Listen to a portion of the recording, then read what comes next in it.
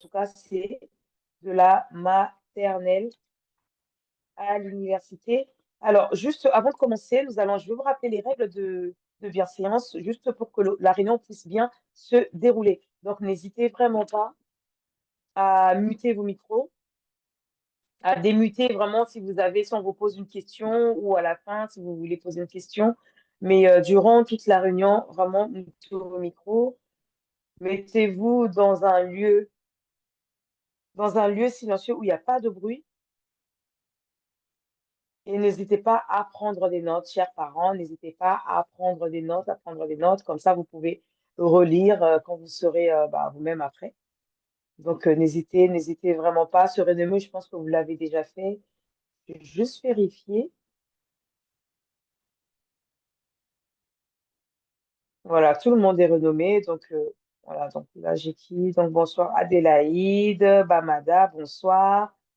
Dembélé Daniel, bonsoir. Bonsoir Ingrid, bonsoir Nathalie. Salut Ruth, coucou Zéna, bonsoir Catherine. Alors pour les personnes qui peuvent, n'hésitez pas à mettre votre caméra. C'est toujours agréable de mettre des visages sur des prénoms, surtout pour les intervenants ce soir. Vraiment, n'hésitez pas. Alors sans plus tarder, pour les personnes qui ne nous connaissent pas, alors nous sommes une plateforme, donc AFF. AFF veut dire simplement Armée de femmes de feu. Alors, je vais laisser la vidéo présenter notre plateforme et après, nous vous présenterons les intervenants.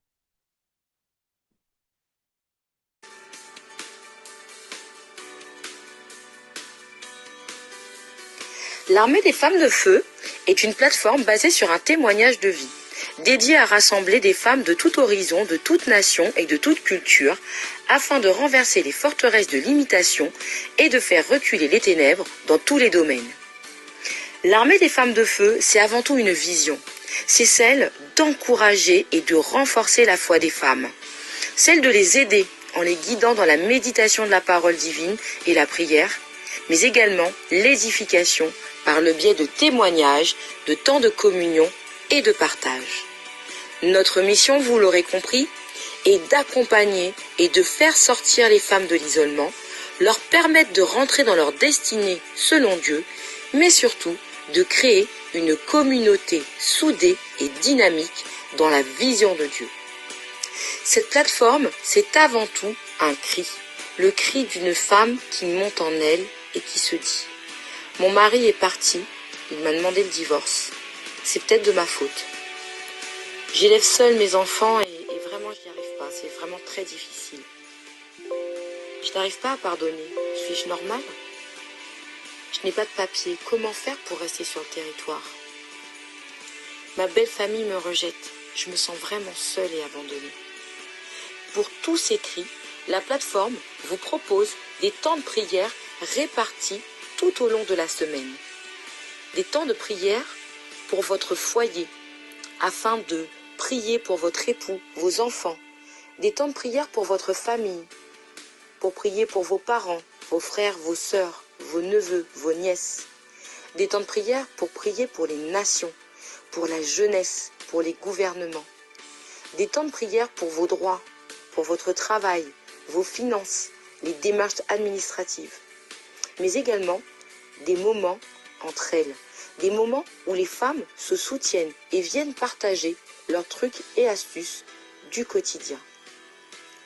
L'Armée des femmes de feu vous propose également des programmes de prière spécifiques sur le renversement des forteresses et des autels, des programmes spécifiques pour le mariage, afin de vous préparer en amont, pendant, mais également après l'événement. Des programmes spécifiques pour les grossesses, afin d'accompagner les futures mamans tout au long de leur accouchement. Mais la plateforme, c'est également une plateforme téléphonique 24 heures sur 24, appelée Allo Urgence Prière. Peu importe votre situation, votre localisation, une armée de femmes de feu se lève pour vous accompagner dans la prière. Cette plateforme est également là pour vous dans différents domaines. Dans le domaine de la formation, par l'apprentissage de la lecture, de la méditation de la Bible, mais également par l'accompagnement de la conduite à la prière, dans le soutien avec la ligne d'écoute, mais également par du conseil avec une oreille toujours disponible, attentive et sans jugement, du conseil en cas de conflit par le biais de la médiation, mais également des programmes individuels pour les soins. L'Armée des femmes de feu, c'est également des moments de communion fraternelle, de visite lors des naissances, d'accompagnement lors des mariages, des baptêmes, mais également dans les moments les plus difficiles, le décès. Mais la plateforme est également un témoignage. Ma vie est un témoignage. Des femmes viendront vous raconter leurs expériences, leurs histoires, comment elles ont été challengées, mais surtout comment elles ont vaincu. Si vous vous reconnaissez, sans plus attendre, venez nous rejoindre. On vous attend. Merci, merci la régie. J'aime trop cette phrase. Si vous vous reconnaissez sans plus attendre, rejoignez-nous. Alors, pour les femmes qui sont connectées, si vous vous reconnaissez, peu importe le domaine, peu importe votre situation, vraiment, n'hésitez pas. Nous sommes entre femmes, n'hésitez pas. Nous avons des réseaux sociaux, donc vous pouvez nous écrire et on peut vous intégrer sur la plateforme. Donc là, il y a la fiche de nos réseaux sociaux. Donc, n'hésitez pas à nous suivre. S'il y a une personne qui peut mettre les réseaux sur le chat, s'il vous plaît, comme ça, ils vont nous suivre directement. Les femmes qui sont intéressées, vraiment, n'hésitez pas. Vous n'allez pas le regretter. Vous allez être soutenues, peu importe votre situation. Il y a des moments de prière, parfois personnalisés, vraiment pour vous soutenir, pour vous aider. Et j'ai envie de dire à une femme, tu n'es pas seule, tu n'es pas seule. Donc voilà, alors sans plus tarder, nous allons passer à la présentation de nos invités. De nos enseignants, j'ai envie de dire, ce soir. Didier Marquez est marié et père de 3 enfants. Il vit actuellement à Lille. Sa principale mission est d'enseigner afin de bâtir les adultes et les citoyens de demain, donner du sens à l'école, éveiller la curiosité, instruire et susciter des vocations. Avec plus d'une dizaine d'années d'expérience, il accompagne les élèves du lycée à l'université et développe des contenus pédagogiques sur les réseaux pour prolonger l'apprentissage, inspirer et motiver. Ses principales passions sont la lecture, la création, le partage et l'innovation, toujours avec une conviction, l'éducation transforme les vies. Ornella Babanguisa est mariée, mère d'un enfant et grand-mère de 2 petits-enfants. Elle vit actuellement à Meaux. Elle a choisi de faire ce métier parce qu'elle aime travailler avec les enfants et contribuer à leur éducation dès leur plus bas âge, les accompagner dans leur premier apprentissage. Elle totalise 9 années d'expérience dans l'enseignement en école maternelle. Elle aime la musique, la lecture, mais sa plus grande passion reste l'éducation et le développement des enfants, car elle trouve une grande satisfaction à les voir progresser chaque jour. Clémentine Makangou est mariée, mère de 4 enfants et grand-mère de 5 petits-enfants. Elle vit actuellement à Rochin. Professeure de mathématiques, elle exerce principalement dans les collèges. Elle aime ce métier et elle est actuellement à sa 37e année d'enseignement dans l'éducation nationale.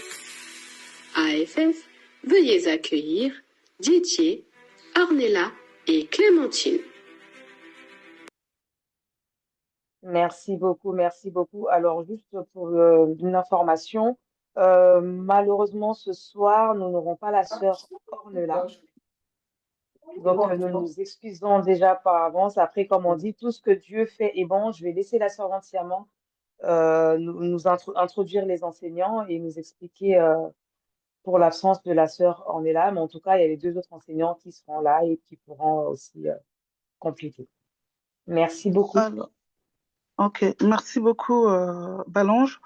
Je veux laisser plutôt la place à Didier parce que j'ai un petit souci avec mon ordinateur. Donc, si Didier, tu peux nous lancer ta présentation, on va faire l'inverse. On va commencer d'abord par l'université et la fac, et ensuite par le collège, et on finira par la maternelle.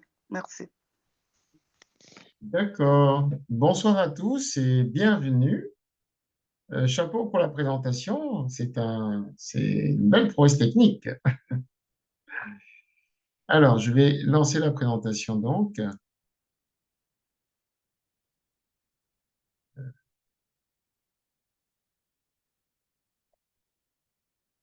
Ah, elle a disparu. 2 petites secondes. Voilà. Ok.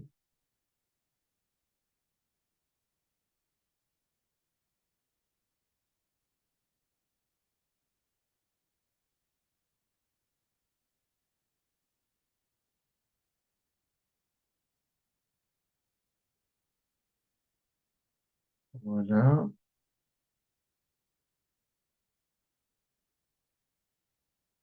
C'est bon, vous voyez tous? Je vais mettre plein écran. Oui, oui. Ça va très Oui, bien. c'est bon. C'est bon? OK. En diapo, et c'est bon.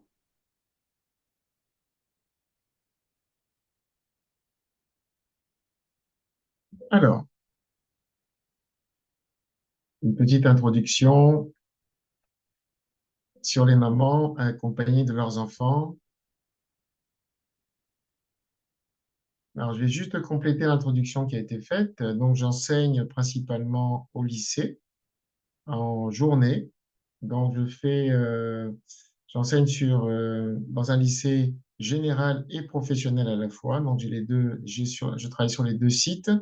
Et le soir, je donne cours à l'université. Alors, donc, dans la même lancée de mon travail d'enseignant, j'ai été amené en fait à ouvrir, à travailler sur les réseaux sociaux. Donc, mon compte s'appelle TonProf59, donc sur TikTok, Instagram et YouTube. Donc, TikTok principalement, et les autres, ils sont en chantier. Voilà. Et donc, le thème de ce soir, donc, c'est comprendre le rôle du professeur aujourd'hui et trouver des clés concrètes pour accompagner la réussite scolaire et personnelle des enfants. Donc, comment mieux accompagner son enfant à l'école. Alors, le métier de professeur, qu'est-ce que c'est? Alors, nous avons commencé sur la base de la parole, bien sûr, parce que le Seigneur que nous prions, il est l'alpha et l'oméga, et le commencement et la fin de toute chose. Donc, nous commençons avec lui. Et la parole qui correspond au thème de ce soir, elle est tirée du Proverbe 22, verset 6, qui dit, Instruis ton enfant selon la voie qu'il doit suivre. Alors, le métier d'enseignant, c'est ça. Donc, c'est accompagner ces enfants qu'on nous confie, voilà. Être parent, c'est aussi enseigner. Et il y a le métier d'enseignant que nous exerçons. Et il consiste en quoi? C'est enseigner avec rigueur et clarté.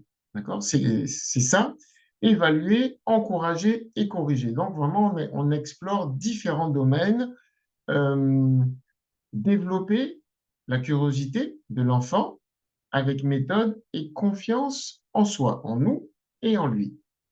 C'est aussi préparer les enfants aux examens et à la vie future. Donc, la vie, ce n'est pas que la vie à la maison, la vie à l'extérieur. L'enfant passe le plus de temps, en fait, il passe énormément de temps à l'école. Donc là, il apprend énormément de choses. Donc, c'est quoi le métier de professeur? C'est aussi collaborer avec les familles et les institutions. On est au milieu, donc on est entre les parents et, euh, et les institutions gouvernementales.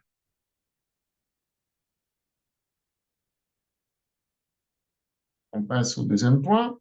Le rôle du professeur. Alors, on est un peu comme Superman. On nous voit un peu comme ça, vous voyez. Les enfants voient leur père, c'est Superman. Et à l'école, c'est un peu ça, quelque part. Et la parole qui accompagne cette image, c'est le Seigneur qui nous dit que vous êtes la lumière du monde. Nous sommes la lumière du monde, en fait. Partout où nous sommes, nous accompagnons, nous sommes censés impacter ces enfants que nous confie. Alors, donc, impacter comment? En guidant, en inspirant, en élevant, parce que le professeur est un modèle.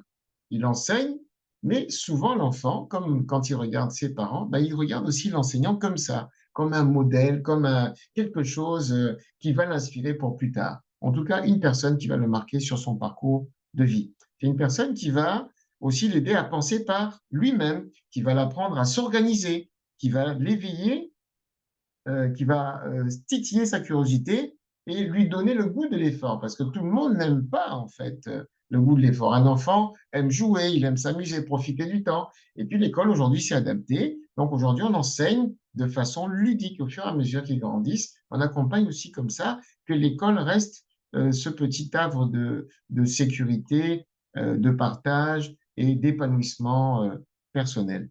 Alors, on l'accompagne bien sûr dans les choix d'orientation. Voilà, donc le professeur est à même de voir euh, le caractère de l'enfant, certaines choses chez lui. Au fur et à mesure qu'on passe du temps avec un enfant, bah, on apprend à les connaître. Quand on fait attention, bah, comme un parent fait attention à son enfant, bah, le professeur, c'est pareil. Un professeur qui est engagé, qui est investi dans ce qu'il fait, eh ben, il apprend à connaître les enfants et il sait les accompagner, comment leur parler, comment leur enseigner, comment leur donner des orientations de vie. On continue. Le point numéro 3. Alors, quelles sont les difficultés du métier d'enseignant? Aujourd'hui, il y en a particulièrement beaucoup, il en parle énormément sur les chaînes de télévision, dans les différents médias. C'est un métier aujourd'hui, malheureusement, qui a perdu de sa superbe. Il est très dévalorisé parce qu'il y a des objectifs financiers, bien sûr. Donc, pour pouvoir faire des économies, bon, bah, voilà. Donc, on attaque là où on peut. Alors, il faut dévaloriser pour pouvoir prendre. Bon, ça, c'est une parenthèse que je ferme directement. Le Seigneur dit, qu'est-ce qu'il dit en fait sur ce point-là? Que ceux qui se confient en l'Éternel renouvellent leur force. Donc, malgré les circonstances, malgré les difficultés, ben, en tant qu'enseignant croyant, en fait, c'est comme le vent qui passe. Voilà, on est insensible à ces choses-là. La seule chose qui nous intéresse aujourd'hui, c'est euh, participer à l'œuvre de Dieu dans le couloir qu'il nous a confié, à savoir l'enseignement, accompagner ses enfants. On a des classes hétérogènes dans les classes, dans les écoles. On a énormément de pression, pression au niveau des examens, pression au niveau administratif. On nous demande de plus en plus énormément, en fait. On a une charge psychologique, on a une charge médicale, enfin médicale entre guillemets, psychologue, tout ça. Il y a beaucoup d'enfants qui ont des problèmes, on va dire de nouvelles maladies qu'on a appelées les dysfonctionnements, DYS. Voilà, des enfants qui ont du mal à lire, des enfants qui ont du mal à écouter, des enfants qui sont hyperactifs. Toutes ces choses-là, en fait, on les a regroupées dans le qualificatif 10. Et c'est très, très compliqué parce qu'on fait un travail d'enseignant en même temps d'accompagnant social et en même temps d'accompagnant, je ne vais pas dire médical, mais en tout cas, vous comprenez. D'accord? Alors, qu'est-ce que ça va provoquer? Des difficultés au niveau de notre métier. Il y a beaucoup de démotivation. Vous avez entendu parler de la fatigue, mais une fatigue qui est très, très, très lourde. La charge administrative dont je viens de parler. Beaucoup d'enseignants démissionnent aujourd'hui. Beaucoup d'enseignants ne réitèrent pas, ne signent pas, ne continuent pas. Beaucoup d'enseignants arrivent à la rentrée scolaire, qu'est-ce qu'ils font? Ben, ils voient les classes, ben, ils font demi-tour, on ne les voit plus jamais, ils ne donnent plus signe de vie, ne répondent plus au téléphone. Voilà, l'école, c'est ça aujourd'hui. Mais ça, c'est la partie, je dirais, factuelle, comment ça se passe aujourd'hui. Mais nous, le Seigneur, comme le peuple des Hébreux en Égypte, vous voyez, on est à Goshen. Voilà, nous, on croit en quelqu'un, on croit, on sait qui est notre Dieu, on a une identité, en fait, on sait pourquoi nous sommes là, et donc on continue, on prend son bâton de pèlerin et on y va. Alors, l'autre difficulté, c'est que ben, chaque jour, pour nous, on doit voir ça comme une opportunité d'encourager et de semer dans la vie, pas comme un problème. Vous voyez, là, effectivement, la vie nous montre ça, des réalités assez négatives, mais euh, le challenge, euh, le, le, le regard que nous avons en fait sur ces situations-là, en fait, c'est que le Seigneur nous accompagne. Amen. On continue. Le point numéro 4, les défis. Quels sont les défis aujourd'hui? Alors, le Seigneur nous dit, par la bouche de Paul, ne vous lassez pas de faire le bien. Vous comprenez? Effectivement, quand on entend tout ce que nous entendons, quand on voit tout ce que nous voyons au niveau de la jeunesse, il y a de quoi être découragé en tant qu'enseignant, en tant que parent, en tant que gouvernant. C'est très, très difficile de garder le sourire. C'est très, très difficile d'arriver à l'école. C'est vraiment, vraiment pas évident. Et dans tout cela, vous avez des enfants qui subissent les circonstances. Alors nous, notre défi à nous, c'est quoi? C'est de s'adapter à cet environnement-là. C'est de s'adapter aux enfants que nous avons. Ce sont des enfants qui viennent de partout, de toutes origines, qui parlent différentes langues. Il y a des enfants qui parlent français. Bon, on est en France, ils parlent français. Il y en a qui ne parlent pas du tout la langue française. Il y en a qui ont des circonstances de vie très, très compliquées et on doit accueillir tout le monde avec le sourire et avec amour. Donc, c'est s'adapter aussi aux technologies, aux réformes. Les technologies, c'est quoi? Le téléphone, l'ordinateur. Tout le monde n'a pas Internet aujourd'hui à la maison. Ben oui, on est à l'ère d'Internet, on est à l'ère de la révolution des médias, la révolution technologique. On parle de Elon Musk, on parle de Tesla, de choses incroyables, des robots qui s'installent partout. Mais à l'école, ben, il y a des enfants qui viennent et qui ne bénéficient pas de ces choses-là, en fait. Ils sont carrément aux antipodes des révolutions qu'un enfant, je dirais, qu'un enfant qui évolue dans un environnement normal. Alors, les réformes, il y en a beaucoup aussi, les réformes gouvernementales qui sont imposées, donc on doit suivre et avec lesquelles ben, on doit travailler tous les jours. C'est pas évident, on s'adapte et on continue. Alors, un autre défi, c'est former des citoyens éclairés et responsables. Qu'est-ce que ça veut dire? Ben, ces enfants-là ils grandissent dans un environnement qui est très négatif. Ben, originaires de pays différents, vous entendez pas mal de nouvelles. Qu'est-ce qu'il faut faire? Ben, aujourd'hui, à l'école, on nous demande de parler, de travailler la citoyenneté, respecter la République, respecter le pays où nous sommes, respecter les conditions, respecter l'organisation, tout ce qui se passe dans ce pays, comment le pays fonctionne, comment le pays enseigne, les choses qui sont enseignées, toutes ces choses-là, en fait, font partie du programme du travail de l'enseignant. Le maître du temps, tout est bon? Alors, on continue avec le point numéro 5, les clés pour les familles. Alors, Paul nous dit dans 1 Corinthiens 13, verset 4, l'amour est patient. Et effectivement, le métier d'enseignant, c'est être patient. Alors, patient en tant que parent, patient en tant que euh, travailleur du ministère de l'Éducation, il nous faut énormément de patience. Patience avec l'administration, patience avec le gouvernement, patience avec les enfants. On a des classes qui sont très mélangées, très différentes. On a plusieurs classes, beaucoup de classes. Et c'est pas évident de composer avec tout ça. Alors, donc, on encourage l'autonomie, on encourage les efforts, on valorise les compétences qu'on voit, on entretient, on encourage le dialogue, l'échange, on amène les réflexions sur les réseaux sociaux, sur l'utilisation du téléphone. On essaie de collaborer avec d'autres enseignants pour faire des activités communes. On continue. Alors, sur le point 6 et 7, donc les réseaux sociaux et la spiritualité. Donc, effectivement, nous avons en face de nous une technologie qui est de pointe, qui est très, très pointue et qui nous permet de faire énormément de choses. Hier, nous avions un téléphone avec lequel on appuyait 1, 2, 3 pour pouvoir composer un numéro de téléphone, ce qui effectivement était intéressant. Mais La fin est plus à côté, maintenant, ça se coupe, quoi. OK. Donc, le téléphone était fixe. Aujourd'hui, il est mobile. Donc, il voyage avec nous, il nous accompagne partout. Il est avec nous 24 heures sur 24. Et avec ce téléphone, on se connecte vraiment avec le monde entier. On fait énormément de choses. Et ces réseaux sociaux se sont invités dans la vie des enfants, malheureusement. Et c'est devenu une plaie aujourd'hui que le gouvernement essaie d'enrayer avec beaucoup de difficultés. Malheureusement, on commence à parler d'addiction. Effectivement, l'addiction s'est installée dans la vie de nos enfants, dans les maisons, et les parents sont dépités, découragés, et ça devient un fléau national que le gouvernement a pris en charge cet été. Ils ont pris des décisions draconiennes jusqu'à commencer là en septembre. On a interdit le téléphone dans les écoles. Ça, c'est un premier pas. Deuxième pas, ils attaquent maintenant les influenceurs qui abrutissent nos enfants. Alors, dans l'évangile de Marc, il nous dit, le Seigneur nous dit, allez de par le monde pour prêcher la bonne nouvelle. La bonne nouvelle, c'est quoi? Construire des individus, prendre soin de nos enfants, être présent, les accompagner partout. Nos enfants sont sur les réseaux sociaux, il faut aller là-bas aussi, en fait. Beaucoup de parents, parce que les réseaux sociaux, c'est comme ça, c'est négatif, ils n'y vont pas. Il faut aller là-bas, en fait, voir, comprendre ce que nos enfants, qu'est-ce qu'ils racontent, en fait, pourquoi ils sont là-bas, s'intéresser, en fait, à leur sujet pour pouvoir mieux les accompagner et leur expliquer ce qui est bon et ce qui n'est pas bon. C'est notre devoir. Donc, on fait ça aussi à l'école. Donc, dans nos leçons, dans notre programme, on fait ça.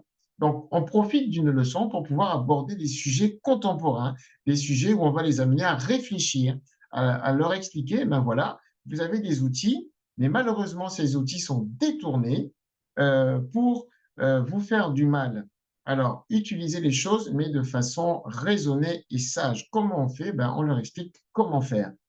Alors, euh, Timothée donc Paul, en écrivant à Timothée, va nous encourager dans la prière et nous dire, faites des prières pour tous les hommes. Et oui, il faut prier pour les gouvernants, pour qu'ils prennent des décisions sages et bonnes, pertinentes pour nos enfants. Il faut prier pour les parents qui ont des difficultés à la maison ou pas, en tout cas, afin de pouvoir accompagner nos enfants correctement. Prier pour les collègues. Donc, moi, en tant que professeur, je prie pour mes collègues, je prie pour les chefs d'établissement, je prie pour l'équipe éducative, en fait. À nous, parents aussi, de prier pour les enseignants, l'équipe éducative qui encadre nos enfants. Prier pour l'école qui est une communauté humaine, en fait. Il y a énormément de personnes là-bas, toutes sortes de personnes, bonnes ou mauvaises, en tout cas, protégeant nos enfants par la prière. Alors, le dernier point, et ce sera ma conclusion sur cette présentation. Le travail d'enseignant, c'est quoi? C'est une mission, en fait. Voilà. On est tous venus sur cette terre pour faire quelque chose. Chacun a son couloir. Et j'ai le couloir d'enseignement. C'est vraiment une bénédiction pour moi d'avoir reçu ce mandat, en fait, de pouvoir intervenir, passer du temps avec les enfants, leur enseigner des choses factuelles, mais en même temps, pouvoir les accompagner spirituellement parce que je prie pour mes élèves. Je prie, en fait, tous les jours pour mes élèves. Je prie pour ces enfants-là que le Seigneur me confie. Et Paul, donc je reprends ce verset de Paul qui nous dit dans 1 Corinthiens 16, 14, que tout ce que vous faites soit fait avec amour. Donc, quel que soit le métier, quel que soit le couloir où on est, en tout cas pour le mien, tout ce que je fais avec amour. Je suis non seulement passionné, mais j'aime mon travail, j'aime mon métier, j'aime ma profession et j'aime les enfants qu'on m'a confiés. Enseigner, c'est ma mission, c'est mon appel. Je sème l'amour, je sème la vérité, je sème la patience et l'espérance dans le cœur de ces enfants qui sont découragés. Beaucoup ont perdu goût à la vie, beaucoup ont des idées de mort, beaucoup ont perdu le sens de la vie, ils n'ont plus rien en fait. À la maison, il n'y a rien qui fonctionne. Voilà. Donc pour aujourd'hui, voilà, j'ai répondu à l'appel en fait parce qu'effectivement, c'est important de donner un témoignage, de donner des conseils. C'est important en fait de partager la vérité. Qu'est-ce qui se passe vraiment à l'école? C'est quoi le métier d'enseignant? Et qu'est-ce qu'on peut faire pour nos enfants? Voilà, je m'arrête là. Merci pour votre attention. Merci Didier. Peux-tu couper le partage? Merci. Alors, nous allons continuer. Nous allons passer maintenant au collège avec Clémentine. Hein. Clémentine, tu nous entends?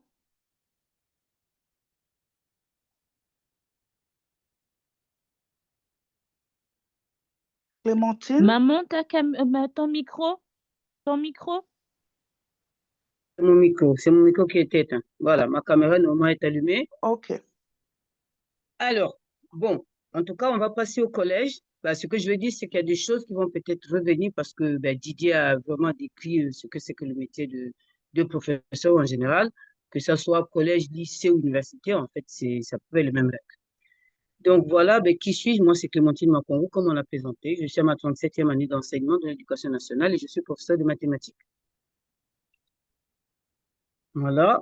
Alors, c'est quoi le métier de prof? C'est vrai que mon frère a déjà tout dévoilé tout à l'heure. Donc, outre effectivement enseigner, transmettre, évaluer les acquis, voilà, ça c'est le métier du prof.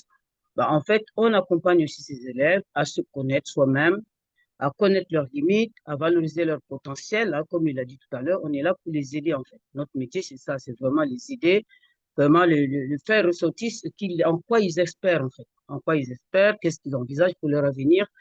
Voilà, donc c'est notre rôle de professeur en fait, de leur donner des moyens pour mieux s'organiser dans leurs apprentissages, pour leur avenir futur. On participe aussi effectivement au suivi éducatif. Bon, bien sûr, en lien avec les parents, la direction du collège, le CPE, l'équipe pédagogique. Bah, de quelle manière, bah, par exemple, un enfant qui a des difficultés, par exemple, qui est volontaire, parce qu'il y en a qui sont volontaires, mais ils sont fragiles. En fait, ils essayent, ils ont avec la bonne volonté, mais ils n'y arrivent pas. Et donc là, on peut proposer de l'aide, bon, moyen ou long terme, en lui proposant, par exemple, des devoirs, en lui proposant des exercices en plus. S'il est volontaire, on peut aussi contacter les parents pour qu'ils lui donnent leur aval pour qu'on puisse aider cet enfant. Parce qu'en fait, c'est ça, en fait, le métier de prof. Ben, on a à cœur que ces enfants s'en sortent, en fait, qu'ils viennent pas dans le collège et puis qu'ils sortent sans rien. Voilà, on peut aussi proposer, par exemple, ça s'est déjà fait, en tout cas dans des collèges, ça se fait souvent, des élèves qui arrivent au collège beaucoup de disciplines, ils ont du mal, vraiment, ils ont du mal à s'en sortir dans plusieurs matières, ils ont beaucoup de difficultés. Et, et à ce moment-là, ben, on propose en fait ce qu'on appelle la SECPA.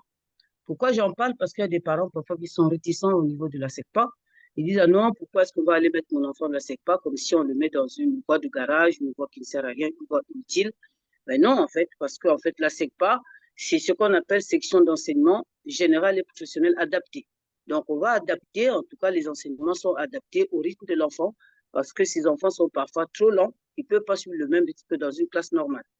Ils ont des difficultés, ils sont lents, ils sont timides, donc voilà, ils cumulent parfois beaucoup de ces difficultés et donc on leur propose un autre cursus adapté à leur façon d'être, à leur façon de faire, à leur façon d'avancer, mais ils avancent, ils vont avancer comme tout le monde, ils vont arriver quelque part. Parce que si on les laisse dans des classes normales, ben, ils risquent d'être découragés parce que finalement, ils ne vont pas suivre. Ils vont se rendre compte qu'ils sont toujours les derniers, que c'est eux qui n'arrivent pas à faire, c'est eux qui ne répondent pas aux questions. Donc, ça va le frustrer, en fait. Ça va être des adultes, en fait, des démotivés. Voilà. Alors, le rôle du professeur, bah, il s'agit tout simplement de former, en fait. Nous, on est là pour apporter, comme a dit mon frère Didier, bah, on apporte, en fait, des connaissances. Nous, au collège, on apporte des connaissances, on apporte des savoir-faire pour préparer ces enfants à aller au lycée. Bien sûr, en relation avec les programmes, parce que dans l'éducation nationale, on a des programmes scolaires. Nous avons des programmes qui sont définis pour chaque niveau, sixième, cinquième, quatrième, troisième. En fait, ben, l'objectif, c'est de faire ces programmes-là pour que, à la fin de la troisième, ils aillent au lycée avec tous les acquis. Bien sûr, quand ils les ont vraiment bien adaptés, ils ont bien assimilés, ben, ils arrivent en fait prêts au lycée. Alors, ensuite, ben, on les guide, en fait, on essaie de les guider dans leur façon de travailler, dans leur façon de gérer leur temps. Parce que c'est vrai, quand ils arrivent au collège, en fait, à l'école primaire, on les prenait en charge. En fait, la maîtresse ou le maître, bah, il a toute la classe, en fait, il a toutes les matières en charge. Donc, il connaît, en fait, il sait comment organiser, comment faire les choses. On leur dit, en fait, presque, bah, là, pour tel temps, il faut faire ci, pour tel autre, il faut faire ci. Alors qu'au collège, quand ils arrivent, c'est plusieurs profs, un prof par matière en général. Et donc, et puis chaque prof a sa façon d'organiser sa matière. C'est pas la même façon, par exemple, qu'un prof d'espagnol s'organise ou qu'un prof de maths s'organise, c'est pas du tout la même façon de travailler. C'est pas les mêmes acquis qu'on demande, c'est pas les mêmes compétences qu'on demande. Et donc, l'enfant doit s'adapter à tout ça. Et donc, il apprend, en fait, en fonction des matières, en fait, comment il doit faire. Et voilà, donc ensuite, on va le pousser à avoir un esprit critique, en fait, sur ce qu'ils font, sur leurs apprentissages, hein, qu'ils ne prennent pas les choses juste comme ça, mais qu'ils soient curieux de savoir qu'est-ce qu'on leur apprend, qu'est-ce que c'est les mains. Bah, par exemple, en mathématiques, en fait, on leur apprend la logique. Hein, ils doivent réfléchir à ce qu'ils font, pas juste répondre comme ça. Ils doivent réfléchir pourquoi est-ce que je réponds de cette façon-là, pourquoi est-ce que je dois répondre autrement. Voilà. On les encadre aussi. C'est vrai qu'il y a, il y a, il y a une chose, c'est vrai qu'on a, on encadre aussi la vie scolaire. La vie scolaire, ça veut dire quoi? Ben, en fait, ben, nous, il y a des règles, en fait, au collège, il y a des règles. Quand on arrive, ben, il faut faire l'appel. On veille à ça. Il faut faire l'appel pour signaler aux surveillants à la vie scolaire elle-même si l'enfant est là ou pas. Et en général, on contacte aussi les parents. C'est là où c'est vrai que j'en parle. Pourquoi? Pour sensibiliser les parents. Quand la vie scolaire appelle, ben, il faut vraiment leur dire l'enfant est-il parti à l'école ou pas, ou voilà. Parce qu'il y a des enfants, parfois, ils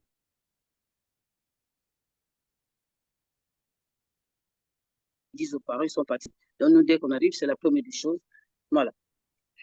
Alors, les difficultés de ce métier, ben, comme comme vous l'avez déjà entendu, en fait, la première des choses, c'est gérer des classes chargées ou hétérogènes. Maintenant, moi qui suis à ma 37e année, je peux vous dire que quand j'ai commencé à enseigner, il y avait souvent ce qu'on appelait des classes de niveau.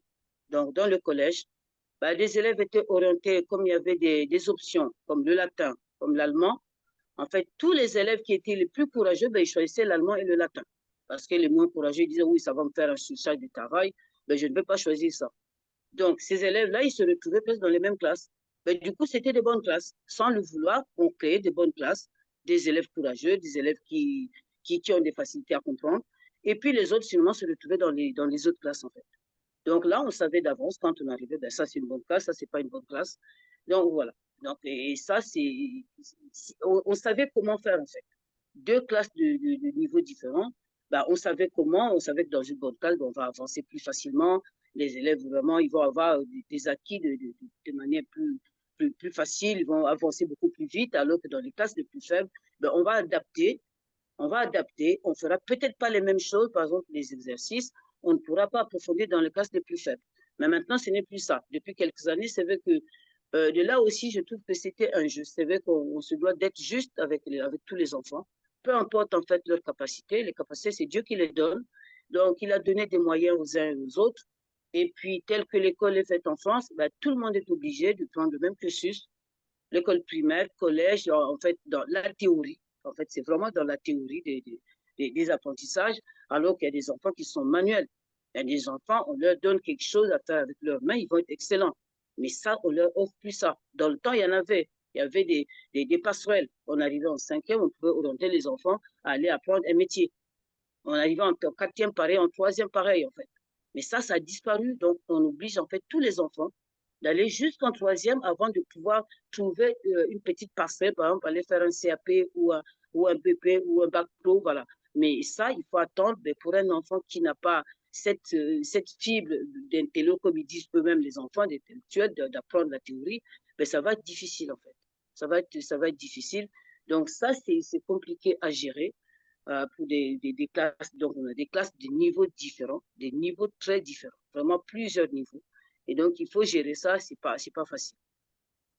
Alors, il faut aussi maintenir la discipline, surtout au collège, on a affaire à des adolescents, donc des enfants qui se cherchent, surtout maintenant, c'est vrai qu'avec l'influence des réseaux sociaux, avec tout ce qu'ils entendent, avec tout, ils ont l'impression que c'est ça la vraie vie, alors que la vraie vie, c'est pas celle-là. Il faut leur faire comprendre que à l'école, il y a la discipline, en fait, il y a des règles qu'il faut respecter tous pour pouvoir travailler dans de bonnes conditions. Donc, c'est assez compliqué, en fait, c'est difficile à ce niveau-là de faire comprendre ça à tous les enfants qui se cherchent eux-mêmes, en fait, parce qu'ils ne savent pas, ils n'ont pas encore trouvé leur voie. Du coup, ils ne vont pas écouter toi qui leur parle, surtout qu'ils écoutent les réseaux sociaux, ils écoutent des copains, ils écoutent des amis, ils préfèrent écouter cela que ce qui leur enseigne vraiment de bonnes choses pour leur avenir. Alors, il nous faut aussi, c'est difficile aussi de donner de la motivation à tous les élèves, des élèves qui ne trouvent pas d'intérêt pour l'école. C'est compliqué. C'est compliqué pour des élèves qui ne trouvent pas d'intérêt pour l'école. Il y en a, ils arrivent. Par exemple, les maths, moi, avant, au début de ma carrière, je ne comprenais pas ces élèves qui décrochaient, on donne des exercices, ils ne font pas. Je me disais vraiment qu'il n'y en avait pas autant que maintenant. Je me disais, mais en fait, comment ça se fait? Et c'est par la suite, j'ai compris qu'en fait, tout le monde n'a pas reçu la même chose. Tout le monde n'a pas reçu la même chose. Moi, si à l'école, j'aimais bien les maths, mais j'avais des collègues qui n'aimaient pas, qui étaient plutôt excellents en français ou en anglais ou en histoire géo. Donc, voilà. Ensuite, les défis du professeur au collège, le défi, c'est quoi? C'est essayer de répondre aux besoins de chaque enfant. Mais malheureusement, les niveaux étant tellement différents, parfois, c'est difficile dans une classe de pouvoir aider tous les enfants. Celui qui est très bon, il voudra qu'on le pousse à aller encore plus loin. Par contre, celui qui est faible, il veut qu'on lui fasse acquérir au moins déjà le minimum qu'il doit savoir. Donc là, c'est vraiment les défis qui se posent à nous. C'est pas toujours facile d'arriver à ça, d'arriver à ces résultats. Voilà, le défi, c'est de rendre ces adolescents qui, en fait, ils sont souvent, on dit qu'ils sont un peu foutistes. Ils n'ont pas l'impression, ils ont l'impression que ce qu'ils vivent, c'est vraiment leur meilleure vie, alors que non, la vie est devant eux, en fait. À devenir des responsables, à devenir des personnes autonomes qui savent s'organiser dans leur travail, dans leur apprentissage, qui savent préparer le devoir seul, voilà, que de vouloir se dépendre en fait de quelqu'un. Ensuite, d'autres défis, c'est maintenir en fait la discipline. Je peux vous dire que maintenant, là où je suis, la seule chose que j'ai envie, c'est partir à la retraite. Parce que ce n'est plus du tout la même chose. Je peux vous dire qu'il y a déjà au moins une quinzaine d'années, bah, quand j'arrivais dans la classe, franchement, bah, les élèves, tout ce qu'ils attendaient, c'est qu'on donne des directives, qu'ils travaillent et que mais maintenant, ce n'est plus ça. La discipline, ça devient compliqué de maintenir cet équilibre-là entre l'autorité et la bienveillance. Bah, parfois, on est obligé, en fait, malgré l'autorité qu'on nous a donnée de prof, de perdre parfois d'être conciliant, hein, d'être bienveillant, essayer de ne pas être trop dur. C'est la seule façon d'essayer de le retenir, en fait. Si on est trop dur en disant, ben, je suis le prof et que je dis ça, ben, vous faites ça, si tu ne fais pas, il y a ça, il y a ça, ben, en fait, on ne les garde pas. On ne les garde pas parce qu'ils ne comprennent pas que c'est comme ça. Parce que ce n'est pas comme ça. À leur époque, ça ne fonctionne pas comme ça. Voilà. Alors, l'autre défi que j'ai eu, en tout cas moi particulièrement, c'est l'introduction de nouvelles technologies. Bah, nous, quand on avait commencé, il n'y avait pas ça, il n'y avait pas les ordinateurs, il n'y avait rien, on écrivait avec la craie, au tableau, les élèves copiaient tout. C'était difficile, heureusement qu'on a eu des formations. On a eu quand même des formations, mais évidemment, ce n'était pas facile. Alors, actuellement, oui, je sais écrire un cours avec l'ordinateur, je sais le projeter au tableau, je sais faire un PowerPoint simple, mais faire par exemple des images, mettre des trucs, ça, c'est au-dessus de moi, en fait parce que c'est pas dans mes codes. En fait, c'est vrai que pendant longtemps, je n'avais pas utilisé ça. Mais il faut les intégrer, mais en gardant le fait que bah, on a des programmes quand même à faire. Mais par contre, les enfants, eux, ils sont friands de ça. Ils aiment bien leur salle informatique parce que pour eux, c'est un jeu. En fait, ils jouent, ils jouent, ils jouent. Et quand ils sortent de là, parfois, ils n'ont rien retenu. Donc, il est préférable vraiment de travailler plutôt renforcer les notes papier, ils retiennent, ils appliquent et puis voilà. Voilà, un autre défi, c'est vraiment de mener les conduits seniors à aller au lycée avec des bons moyens, avec des clés, avec vraiment des bonnes clés. Voilà, alors ici, je vais tout simplement donner quelques clés des astuces pour les familles, pour pouvoir aider au mieux les enfants hein, chez eux, en fait, les parents, pour que les parents aussi puissent avoir la main pour pouvoir aider les enfants, pour qu'on puisse s'entendre en fait tous. Bah, la première clé, c'est sur l'organisation scolaire. Bah, c'est-à-dire que bah, le passage au collège, ça demande beaucoup plus d'autonomie, c'est-à-dire on demande aux enfants bah, d'être seuls, d'être grands, de pouvoir faire le travail tout seul. Mais en fait, c'est difficile pour des enfants qui arrivent au collège de le faire tout de suite. À l'école primaire, c'est pas la même chose.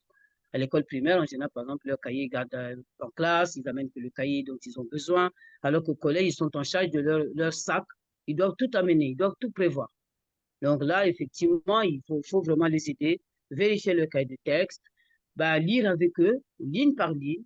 Tu as besoin de quoi demain? Ben, tu as besoin de ça, ben, prends le cahier, tu as besoin de ceci, prends le cahier. Et puis remplir son cahier vraiment la veille, son cartable la veille. Pas le jour même, parce que le jour même, ça ne va pas le faire. Alors, autre chose, ben, il faut les encourager à beaucoup lire, parce que c'est ça qui va compléter un peu ce qui se passe à l'école, parce qu'à l'école, on ne peut pas tout faire, on n'a pas le temps déjà. Il n'y a pas le temps où les programmes scolaires qu'il faut faire, bah, il faut qu'ils apprennent aussi de la vie en général, et d'écouter, par exemple, regarder des reportages, encourager à lire des articles, ça va les aider aussi à grandir. Voilà. Ensuite, il faut valoriser l'effort, pas que les notes. C'est vrai que dans le temps, on valorisait que les notes. Celui qui a 18, ben c'est bien, c'est très bien, les parents sont contents. Celui qui a 8, on va dire, oh, ben toi là, tu es un ignare. On commence même à le traiter de l'idiot, quoi, du siècle qui ne sait rien faire, alors qu'ils ne connaissent pas les problématiques qui se posent à votre enfant. Donc, il faut vraiment encourager plutôt les efforts et la régularité. Un enfant qui travaille régulièrement, qui fait des efforts, même si la note ne répond pas tout de suite, ben, il faut continuer à l'encourager, ben, ça viendra. Parce qu'il va se sentir vraiment valorisé. Et là, il va continuer à faire des efforts et ça donnera des résultats au niveau des notes aussi. Ensuite, favoriser une bonne hygiène de vie, ça veut dire quoi? Ben, un bon sommeil. Ben, il faut qu'il mange bien, surtout éviter d'envoyer l'enfant le matin sans manger. Parce que aux environs de 11 heures, ben, le ventre commence à réclamer. Ben, là, il n'est plus attentif. Un coup de matin à 11 heures, si on a le ventre vide, ben, on ne va rien retenir. On ne va rien retenir, on ne va rien comprendre. Voilà, et il faut aussi leur apprendre à gérer leur temps. C'est-à-dire quand ils rentrent, bah, comment faire le devoir, quel temps il faut prendre pour faire le devoir, et puis se reposer aussi. Voilà, donc ça, c'est vraiment des clés qu'il faut adopter pour pouvoir les aider, pour pouvoir aider nos enfants vraiment à bien avancer. Ensuite, essayer de maintenir aussi notre clé, maintenir le dialogue ouvert. Vraiment, l'adolescence est marquée par beaucoup de choses. Parfois, c'est le silence, parfois, c'est des conflits. Et il peut être en conflit avec des camarades à l'école, il peut être en conflit avec peut-être, euh, je ne sais pas, peut-être qu'il a des soucis avec un prof, peut-être qu'il n'a pas compris quelque chose, mais le dialogue permet en tout cas vraiment de percer, en fait, le, les plaies, je veux dire, de percer vraiment ce qui ne va pas. Alors, ensuite, bah, sixième clé, surtout les écrans. Effectivement, maintenant, il y a beaucoup d'écrans. Il y a la télé, il y a les jeux vidéo, il y a les ordinateurs, il y a les téléphones. Comme a dit mon frère Didier, bah, le téléphone, c'est vrai qu'il se promène avec. Ah, il se promène avec. Maintenant qu'on commence à cadrer, franchement, c'est bienvenu qu'on encadre parce que c'est un fléau. Vous imaginez, il y a des enfants qui arrivent à prendre même des images pendant qu'on fait un cours. Lui, il ne suit pas, il va prendre son téléphone, il va jouer avec. Il va prendre des images, il va filmer le prof, il va filmer ses camarades. Mais il n'a que ça à faire, en fait. Donc, vraiment, ça, c'est à la maison, il faut mettre des règles. Vraiment limiter le temps d'utilisation du téléphone, des écrans. Surtout, essayer de, d'interdire, en fait, les écrans au-delà d'une certaine heure. Ils ont besoin de moins 7 heures ou 8 heures de sommeil. Donc, dès 21 heures, je pense qu'il faut arrêter les écrans parce que ça leur permet de se reposer, d'avoir un esprit plus calme. Voilà. Et septième clé pour arriver, c'est vraiment collaborer avec les profs. Et on est ensemble, en fait. On est ensemble, on fait une équipe, en fait, autour de l'enfant. Donc, quand il y a moins de petits soucis, ben, il y a beaucoup de moyens pour communiquer. Il y a leur carnet, il y a Pronote. Vous pouvez même passer par la direction, prendre un rendez-vous. Quand vous voyez, il y a quoi que ce soit, vous voyez, par exemple, une remarque le carnet de l'élève, c'est vrai que vous signez, vous voyez, mais une deuxième remarque, il faudrait que ça attire votre attention. Prenez plutôt un rendez-vous, allez en discuter avec le prof conseil. C'est mieux, ça évite que les choses s'enveniment, que ça s'installe et puis qu'on n'arrive plus à résoudre le problème. Donc voilà pour ma part au collège. En tout cas, merci beaucoup de m'avoir écouté. Voilà, merci beaucoup.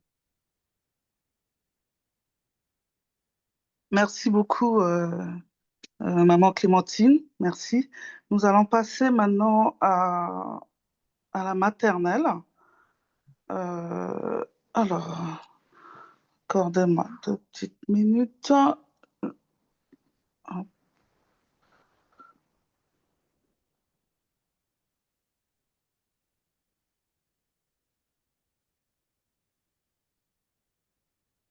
Alors, attendez, j'ai un petit souci.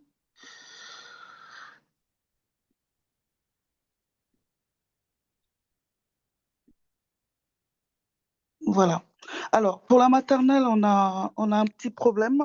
C'est que Ornella, elle a eu plus qu'un empêchement parce que malheureusement, sa fille de 25 ans est hospitalisée en urgence depuis 2 jours parce qu'elle a de l'eau dans le cerveau.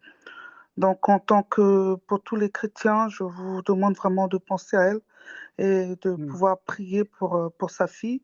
Donc malheureusement, là, ce soir, elle n'a pas pu venir, mais elle a insisté pour qu'on puisse au moins visionner son travail.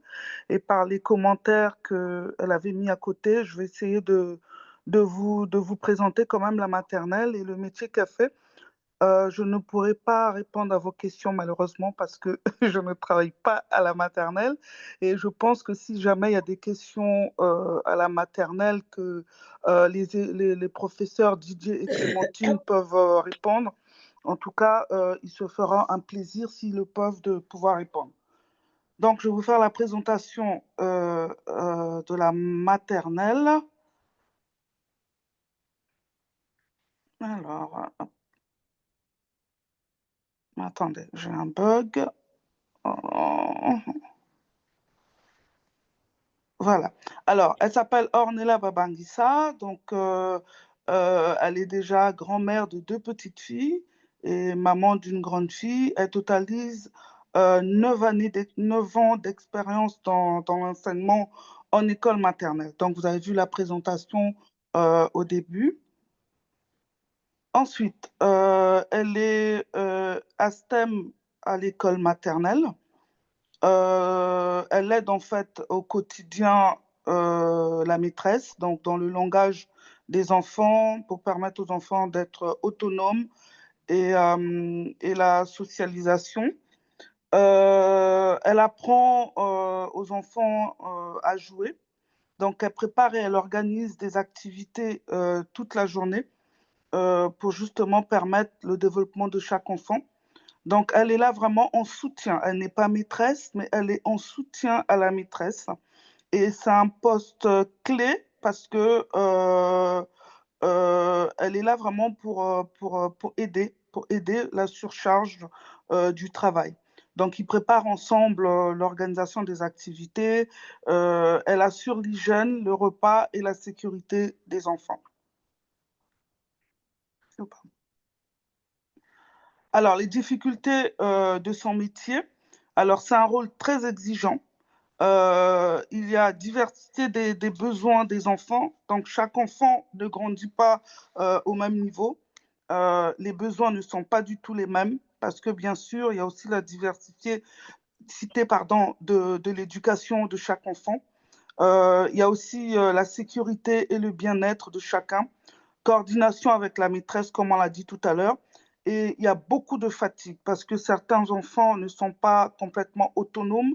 Donc, il y a les cris, il y a les pleurs par moment, il y a les colères de certains enfants et surtout des classes surchargées. Des classes surchargées, ça vraiment, elle a insisté là-dessus. Deux fois se retrouvent en maternelle avec des classes de 20, entre 20 et 25 enfants et c'est quasiment ingérable. Et malheureusement, aujourd'hui, il n'y a pas trop de solutions à cela. Ensuite, alors, les défis principaux de son métier, c'est vraiment pouvoir accompagner chaque enfant individuellement pour valoriser son épanouissement et son autonomie. Donc, elle a insisté pour dire que chaque enfant est différent, même s'ils ont tous le même programme, mais ils n'assimilent pas tous la même chose. Soutenir la maîtresse dans toutes les activités pédagogiques, gestion de la classe, etc. Assurer la continuité éducative entre la maison et l'école. Donc, en fait, c'est vraiment la suite. Maintenir un environnement sain et pour stimuler justement les enfants, gérer les fatigues, les stress et rester disponible et tout le temps attentif parce que les enfants à la maternelle sont vraiment très demandeurs. Ensuite, alors, la maternelle, les clés et ses astuces. Alors, elle a dit qu'il faut encourager l'autonomie à la maison, prendre à faire seul et augmenter la confiance et la responsabilité. Malheureusement, pour beaucoup de parents, ça n'existe pas. Donc, laisser l'enfant, par exemple, mettre ses chaussures tout seul, ouvrir sa boîte pour goûter ou ranger ses jouets. Il faut vraiment pousser l'enfant et ne pas tout faire. Il y a des mamans qui font tout et du coup, l'enfant a du mal à devenir autonome. Donc, vraiment, elle disait, laissez votre enfant, même s'il n'y arrive pas, encouragez-le, mais laissez-le faire. Lire régulièrement avec son enfant, je pense que c'est maman Clémentine et Didier l'ont dit aussi. Donc, cela stimule le langage. Ne vous dites pas que l'enfant est en maternelle, il ne sait pas lire, il ne peut pas comprendre. Non, il faut quand même lire avec l'enfant le soir, par exemple, ou le week-end, prendre ne fût-ce qu'un temps, mais programmer un temps de lecture où il y a des histoires, ça peut être la Bible, ça peut être beaucoup de choses, mais vraiment stimuler la lecture, c'est important pour son éveil. Voilà, donc chaque soir, une petite histoire. Demandez à l'enfant de décrire les images ou de deviner la suite ou tout simplement de vous raconter l'histoire que vous avez lue la veille.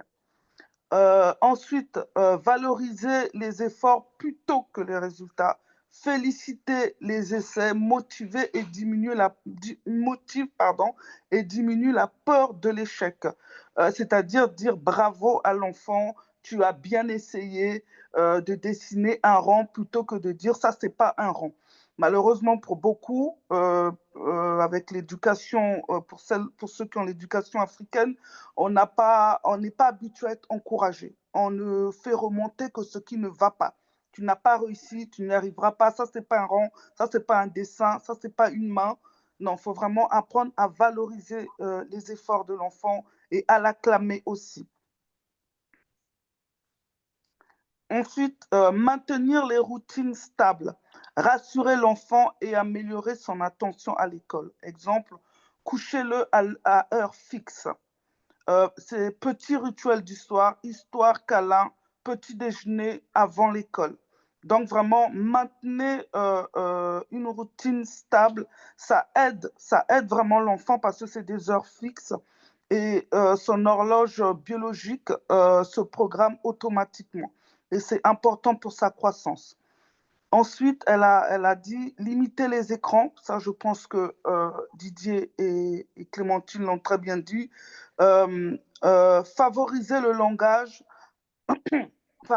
favoriser le langage, la concentration et la créativité en limitant les écrans. Éviter la télé le matin, proposer plutôt un dessin ou un puzzle le soir. Le matin, elle a précisé qu'il y a beaucoup d'enfants, on leur donne leur petit déjeuner devant la télé. Avant de partir, ils doivent regarder un dessin animé. Le temps que maman prépare autre chose, on lui donne son bol de céréales devant la télé. Et elle dit que ce n'est pas bien parce que l'enfant commence déjà avec des images et c'est pas bon pour son éveil parce qu'il est déjà fatigué, son cerveau est déjà fatigué parce qu'il a déjà travaillé même avant d'aller à l'école. Alors, encourager le jeu à la maison.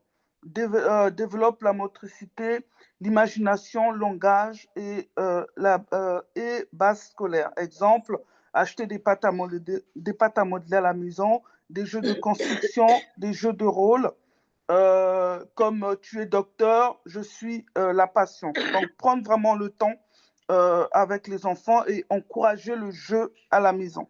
Vraiment, les parents, prenez le temps. C'est important de jouer avec les enfants à la maison, même si vous n'avez pas beaucoup de temps, mais l'enfant en a vraiment besoin. Alors, pardon, j'étais trop vite. Les clés essentielles pour réussir en fait ce combat ensemble, c'est le dialogue avec les enseignants. Donc, faciliter le suivi de l'accompagnement de l'enfant. Donc, elle a insisté pour dire que la maîtresse n'est pas votre ennemi. La maîtresse n'est pas la personne qui veut du mal à votre enfant, mais elle est là vraiment pour travailler avec vous, pour aider cet enfant à grandir dans de bonnes conditions. Donc, prenez 5 minutes en fin de journée, utilisez même le cahier de liaison, posez des questions. Comment s'est passée la journée avec l'enfant? Où est-ce que son... Il y a des parents qu'on ne voit quasiment pas. C'est vraiment dépose minutes, je dépose et je pars. Mais je viens, je prends et c'est tout. Mais je ne sais pas ce qui se passe avec l'enfant. Donc, il y a des enfants qui sont en souffrance à la maison et elle le voit à l'école parce que l'enfant est renfermé sur soi. Donc voilà, donc elle a insisté sur ça. Participer aux réunions parents, c'est des priorités importantes. C'est vraiment, ne banalisez pas les réunions, même si, quelles que soient les heures, parce que deux fois les heures, là vraiment, je suis en train de lire ces notes, hein, moi je ne sais pas.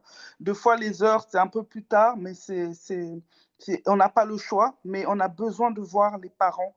Il y a des parents qu'on ne voit qu'une fois l'année ou qu'on ne voit quand tout va mal, mais qui ne prennent jamais le temps de savoir qu'est-ce qu'on fait avec leur enfant, qu'est-ce qui se passe, quel est le programme réel, où est-ce qu'on en est et quelles sont les difficultés de l'enfant, etc., etc. On les voit que quand c'est beaucoup trop tard.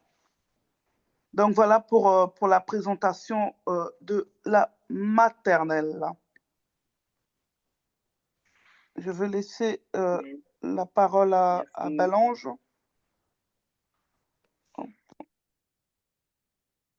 Voilà, je veux juste en prendre. Balange? Oh, papa, je ne sais pas si elle m'entend. Ok, bon, bah, je vais prendre les questions-réponses. Je suis... je suis désolée parce que je ne peux pas mettre la caméra, je suis en convalescence pour celles qui le savent. Et donc, normalement, ça, c'est ma partie. Mais malheureusement, je ne pouvais pas assurer. Et j'avais demandé à Belle-Ange de pouvoir le faire, mais elle est aussi en partie sur un autre programme. Mais par la grâce de Dieu, on va le faire. Donc, on va arriver à la partie questions-réponses. Je veux juste mettre les invités en vedette. Euh, voilà. OK. Donc, on va passer à la partie questions-réponses. Alors, la première question que j'ai, c'est pour Didier. Donc, en tout cas, n'hésitez pas, Didier, si tu veux rajouter, si vous ne savez pas répondre, il n'y a pas de souci. Si Maman Clémentine veut interagir, il n'y a pas de problème. Vraiment, on est libre. D'accord? Donc, la première question pour Didier, comment ne pas se tromper pour l'orientation de pré-bac pour notre enfant? Alors, merci d'abord pour les interventions différentes. En fait, on se complète, on a une vision complémentaire et c'est très bien. Alors, pour répondre à la question, je vais rebondir sur les propos de maman Clémentine. En fait, il faut faire confiance aux enseignants qui encadrent votre enfant. Et effectivement, il y avait un point qui était intéressant, c'est que l'école a changé, le comportement des enfants et des parents, malheureusement, a changé aussi. Et on ne fait plus confiance aux enseignants, d'où ces problèmes d'orientation récurrents et dramatiques, en fait, pour certains enfants. D'accord? Voilà. Donc, les enseignants sont là pour, ben, par exemple, donc c'était la question, c'était au niveau du lycée, c'est ça, pré-bac, hein, c'est ça, voilà. Voilà, Donc, au niveau du, comment ne pas, alors je répète la question, comment ne pas se tromper pour l'orientation de pré-bac pour notre enfant? voilà. Donc, pré-bac, on va dire qu'il est en première ou bien il est en terminale et donc il va passer le bac à la fin de l'année. En tout cas, il est sur le chemin du bac. Il y a des enseignants donc, qui l'accompagnent et qui le connaissent dans les différentes matières. L'enseignant le passe du temps avec lui toute l'année. Il le connaît bien, d'accord? Il faut vraiment, en fait, dès qu'il a choisi une voie, donc c'est une voie professionnelle ou générale, quelle que soit la voie, il a des compétences qui sont éprouvées régulièrement, d'accord? Il fait des évaluations, il passe des évaluations à l'écrit comme à l'oral. Donc, ce sont des compétences qui sont tout le temps mises à l'épreuve. Voilà. Et donc, au fur et à mesure qu'on avance, on va être confirmé ou pas sur l'orientation que l'enfant a choisie ou est en cours d'acquisition. Voyez? Voilà. Et les enseignants qui l'accompagnent vont confirmer ou pas. Ils vont lui dire, ben, écoute, voilà, c'est bien, tu peux continuer là. Ben, ou bien, par exemple, s'il décèle des capacités différentes ou meilleures, ou voilà, ils vont lui dire, ben, écoute, tu serais peut-être mieux dans cette filière. Comme l'exemple que ma collègue a pris tout à l'heure, c'est par rapport aux enfants SECPA. Bon, c'est un exemple en fait que beaucoup n'aiment pas, malheureusement, et c'est bien dommage en fait. Quand on a un enfant qui est en difficulté physique, il faut accepter la réalité que l'enfant n'est pas tout à fait en pleine possession de tous ses moyens. Donc, il faut accepter qu'on l'oriente dans la filière en fait qui sera adaptée pour lui en fait.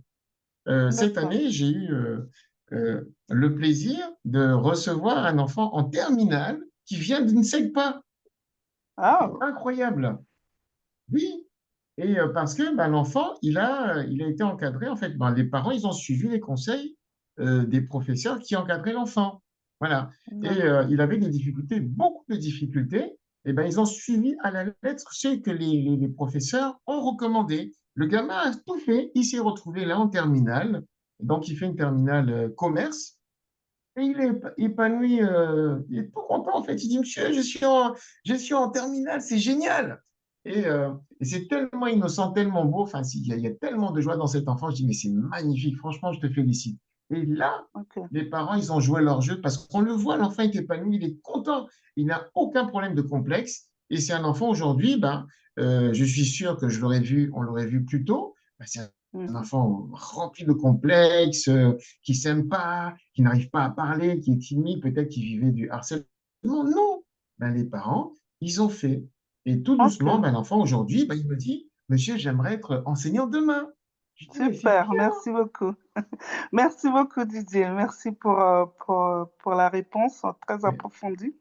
Maman Clémentine, une question.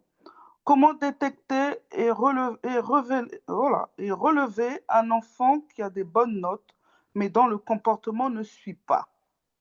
Je répète, comment détecter et relever un enfant qui a des bonnes notes, mais dont le comportement ne suit pas? Que faites-vous dans ce cas-là? Ton micro, maman Clémentine. Le micro. Ah oui, mon micro était, pardon. Merci en tout cas pour la question. Ben, en fait, détecter, c'est facile. Un enfant peut avoir des bons résultats. D'abord, c'est ce que je leur dis souvent. Quand ils ont des bons résultats et qu'on leur fait une remarque sur le comportement, le bavardage, l'agitation en classe, ils disent, ah oui, mais je travaille bien, je suis bon élève. Je dis, non, tu n'es pas un bon élève. Un bon élève, pour moi, ça lie le travail et la discipline.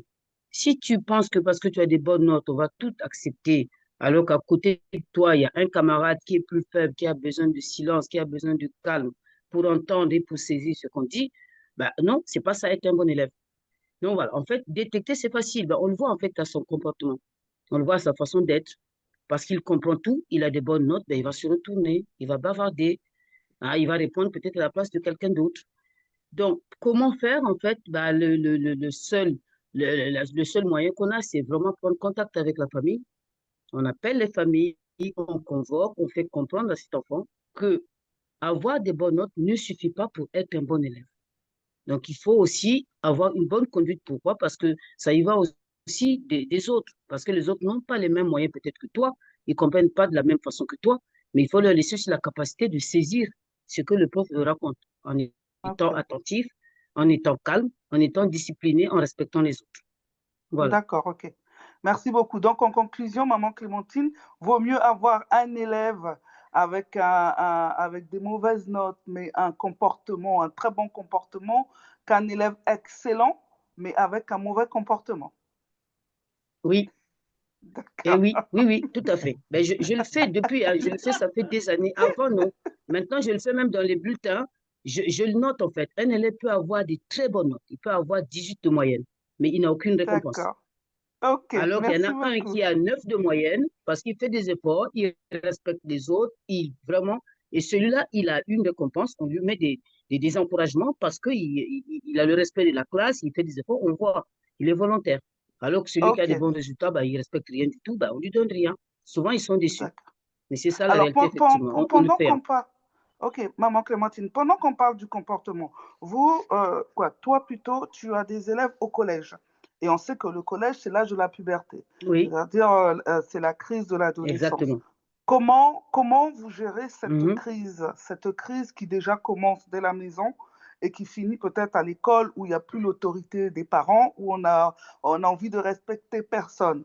Et comme tu as dit tout à l'heure Oui, dans ta présentation, c'est plus les mêmes générations. Alors, Didier, c'est pareil, hein, tu pourras répondre parce que je sais que ça, il y en a qui continuent leur crise jusqu'au lycée.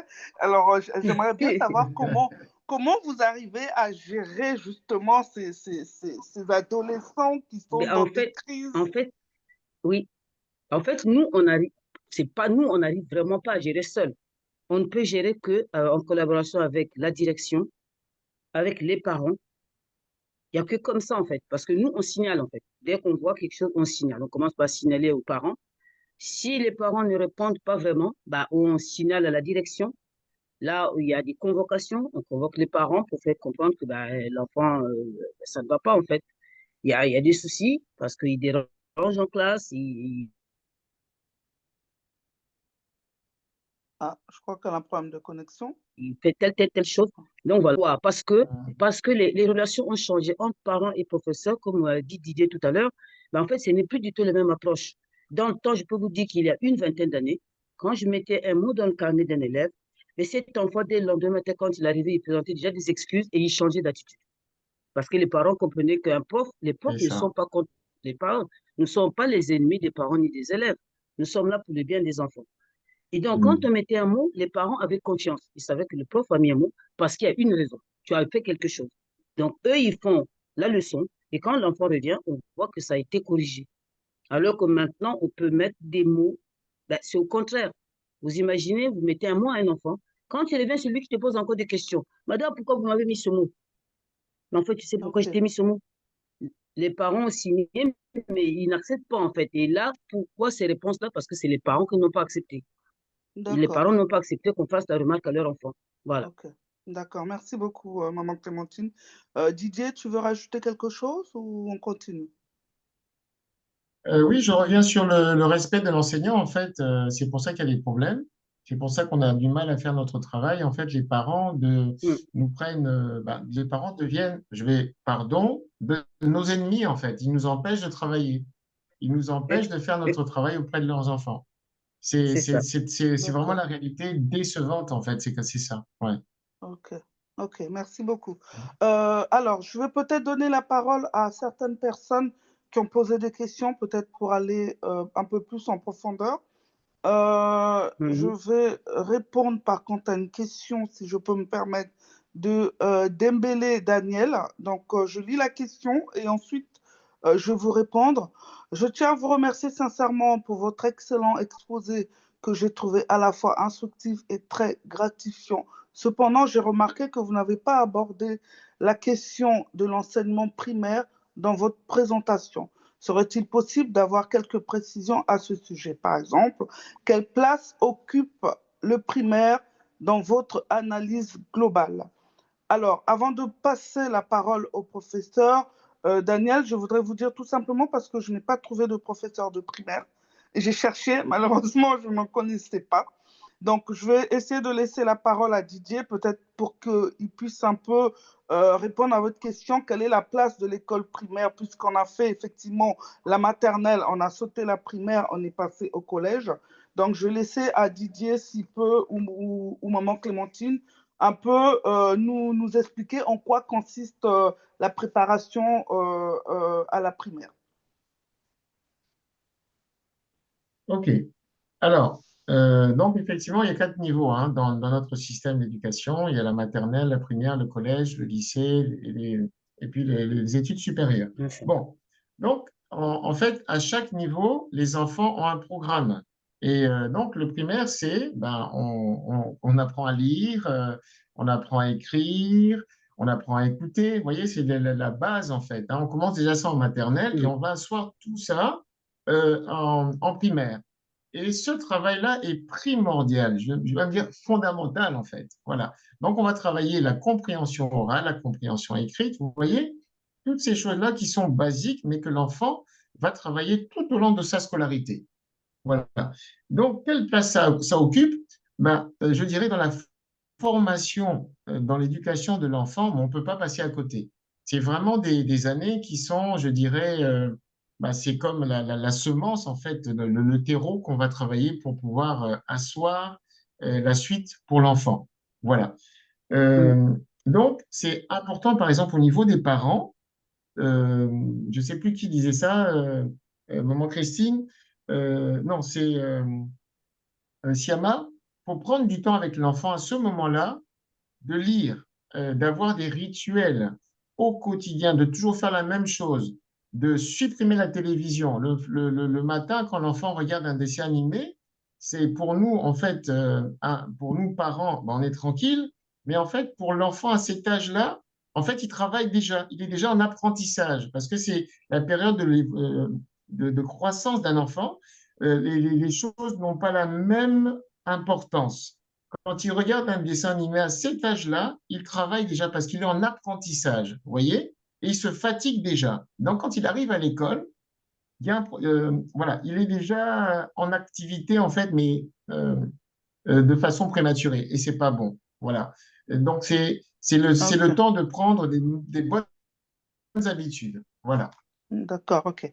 Merci beaucoup, Est-ce que merci je, beaucoup. est-ce que je Oui, peux ajouter quelque chose, oui, Siama? bien sûr, bien sûr. Siama, est-ce que je peux ajouter quelque chose? Alors, ben en fait, l'école primaire, c'est tout ce qu'on a dit sur le collège, le lycée, c'est valable aussi pour l'école primaire. Mais en plus, l'école primaire, c'est vraiment, comme a dit Didier, c'est vraiment le socle, en fait. C'est vraiment le socle, ça vient de là. Mais moi, j'ai remarqué, effectivement, vous voyez, avec mes nombreuses années d'enseignement, mais j'ai fait vraiment une grande différence. Quand des élèves nous arrivent en collège en sixième, ben, on a fait une différence que quand l'école primaire, ça allait, ben, les enfants arrivés au collège aussi, c'était bien. Ah, d'ailleurs, en ce temps-là, je me souviens, on voulait tous avoir des sixièmes. Pourquoi? Parce qu'ils étaient calmes. Presque les 2 tiers de l'année, on ne les entendait pas. Ils étaient dociles, ils faisaient ce Mm. qu'on leur demandait. Alors que maintenant, je peux vous assurer, déjà depuis l'école primaire, enfin, franchement, je suis souvent choquée. Ben, j'ai des petits-enfants à l'école primaire quand j'entends ce qui se passe. Des enfants de 2 ans, de 3 ans, mais déjà les maternelles, l'école primaire, 5 ans, 6 ans, 7 ans, qui arrivent à insulter une maîtresse, qui arrivent à donner des coups à leur maîtresse. Je me dis, mais c'est pas possible, on va où? C'est quel monde? Et quand ils arrivent au collège, je peux vous assurer, c'est choquant. Déjà la sixième, la première semaine même, vous avez des enfants qui se sont déjà remarqués. Mais je dis, mais c'est pas possible, il arrive à peine en sixième. Donc, il ne se concentre pas sur l'essentiel, sur comment s'organiser son travail pour voir que le système au collège n'est pas le même qu'à l'école primaire, parce qu'à l'école primaire, c'est le seul maître ou la seule maîtresse qui les prend en charge sur tout, alors qu'au collège, ça change, il y a déjà beaucoup de professeurs, beaucoup de matières, au lieu qu'ils se concentrent là-dessus. Non, non, la seule chose qui l'intéresse, c'est de se faire remarquer. Donc voilà, c'est vrai que ça commence justement à l'école primaire. Il faut dire vraiment que c'est la base, comme a dit Didier, c'est à l'école primaire que ça commence. Si vous voulez effectivement que ça fonctionne, mais commencez par mettre ces règles à l'école primaire. Que votre enfant sorte de l'école primaire avec des bonnes règles. Et là, il pourra poursuivre. Voilà. C'est bon, Siama.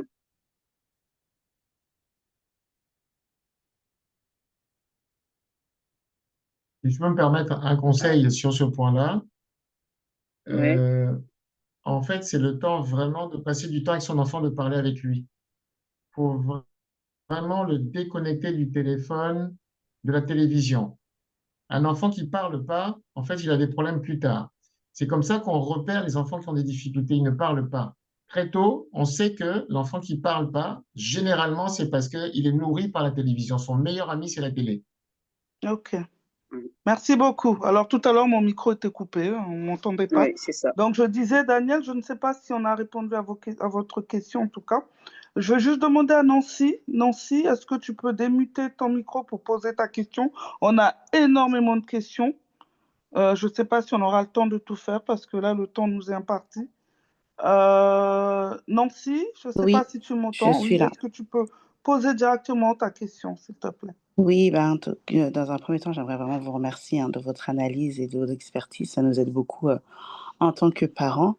J'aimerais poser une question sur tout ce qui est HPE et HP intellectuel et HPI et HPE. J'ai mis HPS, mais HPI et HPE. Si c'est quelque chose qu'on entend peut-être de plus en plus, ou peut-être que c'est moi qui suis maman récemment, donc j'entends plus. Mais est-ce que pouvez nous en dire quelques mots? Est-ce que vous en avez déjà détecté? Et que dans ce cas-là, qu'est-ce que vous pouvez mettre en place? Est-ce que c'est plus aux professeurs de le détecter ou plus aux parents de se poser des questions? Euh, j'ai bien compris que on était dans une équipe et justement dans cette équipe-là, quel est le rôle de tout à chacun quand on peut soupçonner qu'un enfant peut avoir ces potentiels-là? Merci. Je laisse commencer, maman Clémentine, ou... Hein? Non, mais je te laisse Ok, répondre parce que c'est vrai que c'est des notions que moi j'ai bon, entendues il n'y a pas très longtemps. C'est vrai que moi je ne connaissais pas non plus. d'accord. Mais je te laisse Ok, répondre. Voilà. effectivement, c'est récent. Bon, ce sont en fait, l'école va suivre la mode parce qu'effectivement, l'enseignement change, d'accord? Hier, on avait un enseignement qui était assez carré, très direct et très descendant. Donc, l'enseignant parle, on l'écoute et puis on fait ce qu'il dit. Et au fur et à mesure que le temps avance, ben, on a commencé à moduler, à faire je dirais, à mettre de l'émotion dans tout ça, à caresser dans le sens du poil, ce qui a donné la génération que nous avons aujourd'hui. Alors, les enfants à haut potentiel, donc les abréviations, les sigles, on en a énormément. Donc, HPI, ça veut dire élève à haut potentiel intellectuel. D'accord? Et puis, C'est ça. il y a l'autre qui va avec, c'est haut potentiel émotionnel. Donc, on a détecté deux niveaux d'intelligence, deux types d'intelligence différents. D'accord? C'est très bien, c'est pas faux, c'est pas mauvais, c'est très, très bien. Et en fait, ça ne dépend pas de nous. Nous, on va faire du repérage. Donc, on nous confie des enfants dans une classe, on a des enfants de différents types, de différents milieux, de différentes origines, de différentes capacités. Et donc, dans l'exercice de notre métier, on va apprendre à connaître les enfants, à détecter leur sensibilité, à détecter leurs capacités. D'accord? Et on va mesurer, dans notre formation, on va mesurer en fait avec des évaluations leurs compétences au niveau oral, au niveau écrit, et ainsi de suite. Voilà. Et donc, il y a des enfants qui vont s'en sortir très bien, il y a des enfants qui vont s'en sortir plus ou moins bien, et puis d'autres pas du tout. Et ça ne peut pas forcément être de niveau de l'intelligence. Comme disait tout à l'heure ma collègue, l'enfant qui a 18 de moyenne, par exemple, et qui se comporte très mal, eh ben, il ne sera pas encouragé dans ce sens-là. Et au contraire, l'enfant, lui, qui a des difficultés au niveau de la compréhension et qui se comporte très bien, au contraire, ben, son intelligence émotionnelle va lui permettre d'avancer peut-être un peu plus vite que l'autre, qui est, entre guillemets, qui a les marqueurs de l'intelligence officielle. D'accord? Vous me suivez? Ouais. OK. Alors, donc maintenant, comment s'occuper de ces enfants-là qu'on détecte avec une intelligence particulière? Ce n'est pas de notre ressort. Nous, on doit signaler ces enfants-là, quelle que soit la capacité, l'enfant qui est en retard, qui a du mal à s'exprimer, l'enfant qui s'en sort très, très bien. Voilà, donc on va signaler en fait que bah, ces enfants, ils ont peut-être besoin d'un accompagnement différent. Donc, celui qui est un petit peu en retard, il va bénéficier d'accompagnement, comme disait tout à l'heure ma collègue, des PAP, d'accord? C'est des enseignements, c'est des accompagnements personnalisés.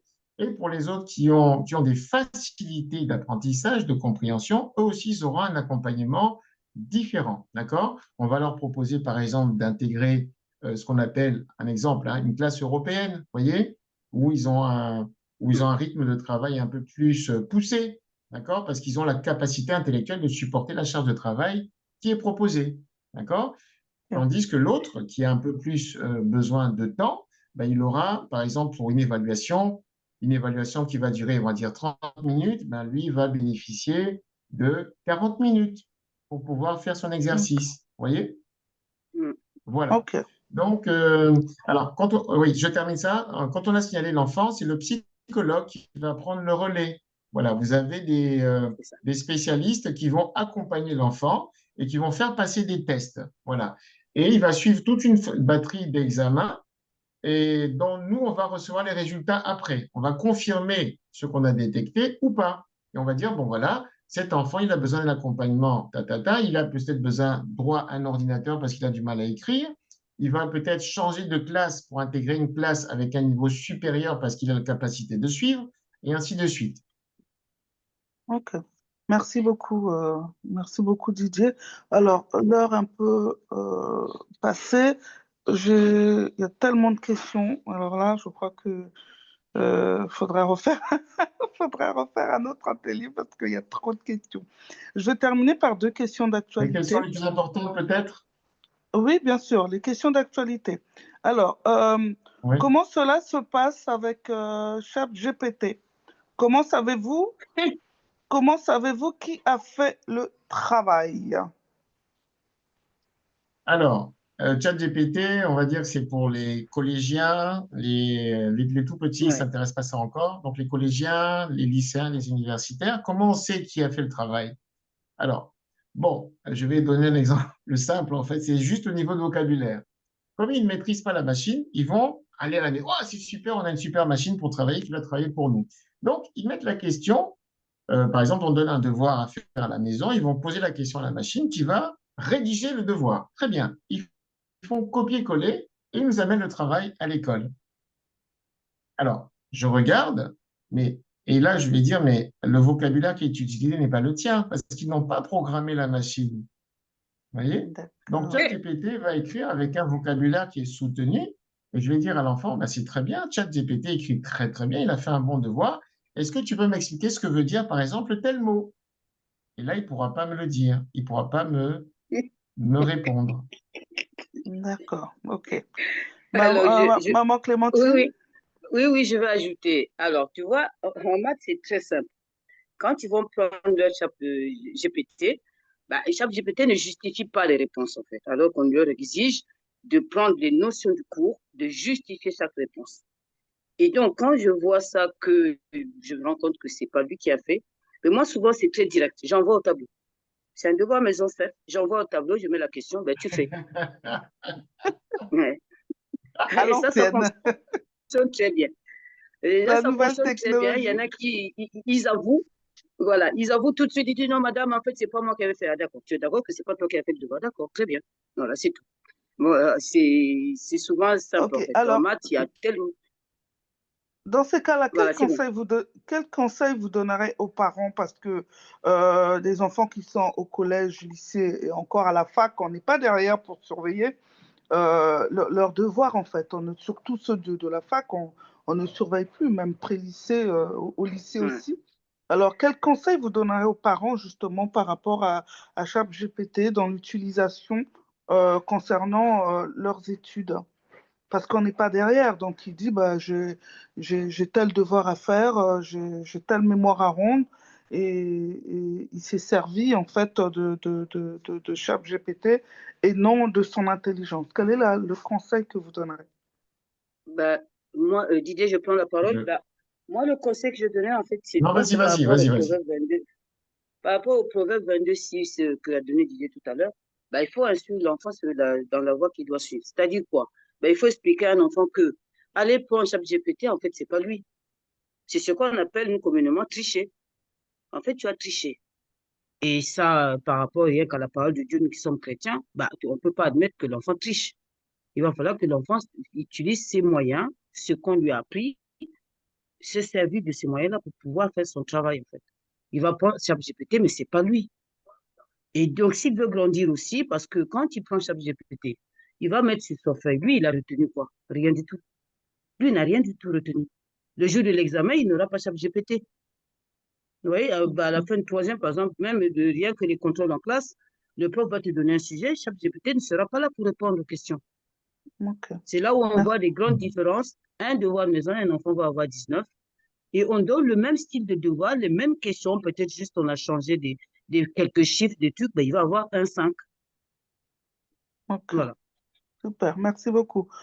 Didier, tu veux rajouter quelque chose à cela? Oui, alors ça c'est une vision de la machine. En fait, en fait effectivement c'est vrai parce que ça peut poser un problème après dans le cursus de l'enfant qui est habitué à travailler en fait à utiliser ChatGPT.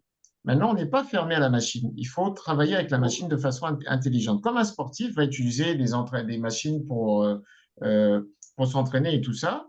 Mais le jour de l'examen, il doit savoir, en fait, travailler, faire son examen sans ça. Voilà. Donc, il travaille avec, mais il n'est pas dépendant de la machine. Voilà.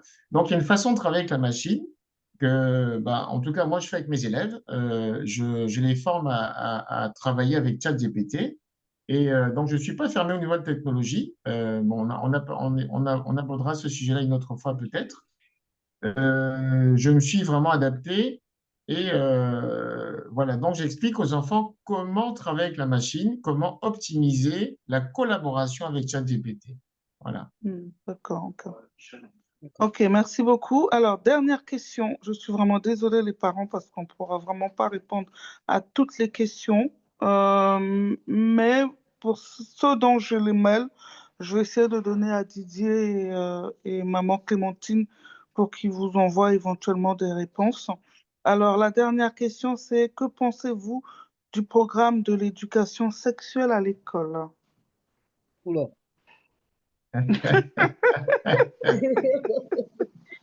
C'est sorti tout seul, hein, c'est ça? Vas-y, je te donne la main. Ben, en fait, vous doutez que ben, c'est pas nous, en fait. Si ça dépendait que de moi, ça n'aurait jamais lieu. En fait, ces choses-là, ça n'arriverait jamais à l'école, en tout C'est cas, à ça. apprendre à des petits enfants innocents. On va leur mettre des choses dans la tête. Comme on a dit tout à l'heure, c'est tous des petits enfants. Vous imaginez l'école primaire. Ils sont en apprentissage, ils avalent tout. Ils enregistrent tout. Leur petit cerveau est en quête de tout. Alors, vous allez commencer par le mettre d'éducation sexuelle et on va en faire quel genre d'adulte? Non, mais c'est vrai que là, on subit tous, en fait. Hein. Moi, je suis la première, on subit tous. Si ça ne dépendait que de moi, ça ne devait pas avoir. Non, non, franchement. Franchement. Là, je ne sais pas quelle action il faut mener pour qu'on abandonne, pour que le gouvernement de l'Éducation nationale abandonne ce programme. Et je ne sais pas. Franchement, on est Ok. démunis face à ça, en fait. Nous, profs, on est démunis, c'est pas nous, en fait. Mais voilà. Merci beaucoup, maman Clémentine. Didier? Alors, sur ce point, au départ, j'étais comme toi, mais j'ai adopté une autre attitude parce que on ne peut pas faire contre le système, en fait. On est dans le Oui. système et c'est imposé. Alors, du coup, j'ai compris comment faire, en fait, simplement avec mes enfants. Mes Oui. enfants, ils viennent à la maison avec plein de questions. Ah, papa, j'ai appris ça, on m'a dit ça, mais vraiment, il y a de quoi, effectivement, s'arracher les cheveux. Et euh, en échangeant avec mon épouse, on a trouvé une attitude que je vais vous partager. C'est que je ne me braque plus. Je regarde avec eux, par exemple, si c'est un dessin animé, je regarde avec eux. Et à la fin du film, en fait, on a un échange avec eux. Un échange où on va échanger pour voir bah, qu'est-ce que vous avez compris, qu'est-ce que vous avez pensé, qu'est-ce que vous pensez de ça. Et nous, en tant que chrétiens, bah, qu'est-ce que dit Dieu par rapport à ça? Voilà. Et D'accord. donc, les enfants, ils disent, ah, d'accord, ok, ben voilà. Le monde dit ça c'est le langage du monde, l'enseignement du monde, mais notre Seigneur dit ça. Vous voyez? Et du coup, Ok, ben, on a appris à nos enfants à faire la part des choses. Voilà. Ça, c'est le langage du monde, c'est comme ça qu'ils vivent, c'est comme ça qu'ils pensent, mais ça n'est pas nous. Voilà. Et du coup, ça leur a amené une d'ac- stabilité à leur niveau. Voilà, ils savent que c'est pas notre éducation, c'est pas notre message en fait. ok, Voilà. Ouais. d'accord. Merci D'accord. beaucoup. Alors, on arrive au terme de notre émission. Par contre, j'ai une question. Je ne veux pas vous laisser partir sans et de clôturer sans cette question. C'est moi qui la pose. Personne ne l'a posée, mais c'est moi. Wow. Alors, vous êtes des professeurs chrétiens. D'accord? C'est une grâce Mhm. d'avoir un professeur qui est chrétien. Est-ce que par rapport au nombre d'années d'expérience que vous avez, là où le Seigneur vous a placé en tant que sentinelle pour ses enfants, pour ses familles, quelle est cette maturité que vous avez eue spirituellement au fur et à mesure par rapport à ces enfants? Est-ce que le Seigneur vous a montré, je ne sais pas, des visions ou vous avez intercédé pour un enfant et vous avez vu que l'enfant a été, pour l'intelligence d'un enfant et que justement son intelligence a été multipliée ou pour un enfant malade. Alors j'aimerais un peu emmener le côté spirituel, euh, proprement dit, non pratico-pratique, dans, dans, dans, dans votre métier. Alors vite fait, hein. Didier, je sais, j'aime bien comment vous regardez où elle veut en venir. Hmm.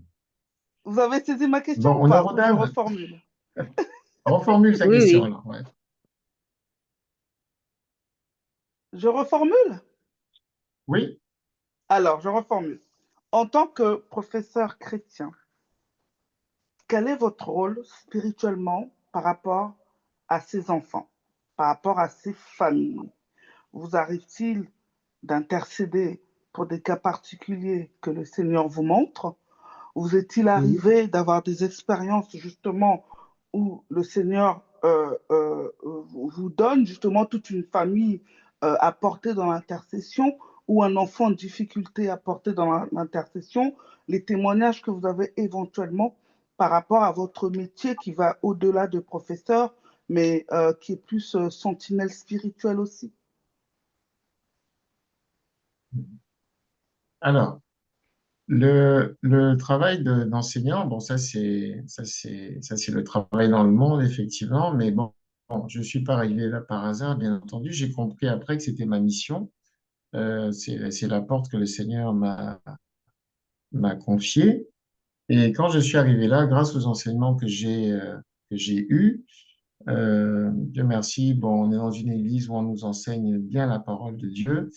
Et j'ai compris que c'était mon couloir et que en tant que professeur chrétien, c'est mon devoir en fait d'être un modèle d'abord pour mes élèves et ces enfants qu'on me confie. Ce sont, entre guillemets, c'est mon troupeau au quotidien. Voilà, c'est des enfants pour lesquels je prie.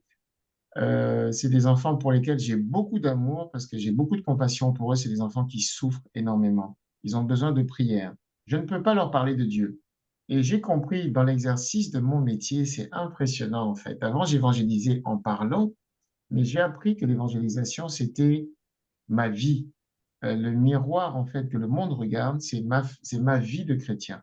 Comment je suis dans mon travail, comment je suis quand je parle, comment je suis quand je vis en fait. Voilà. C'est ça ce que le monde va regarder.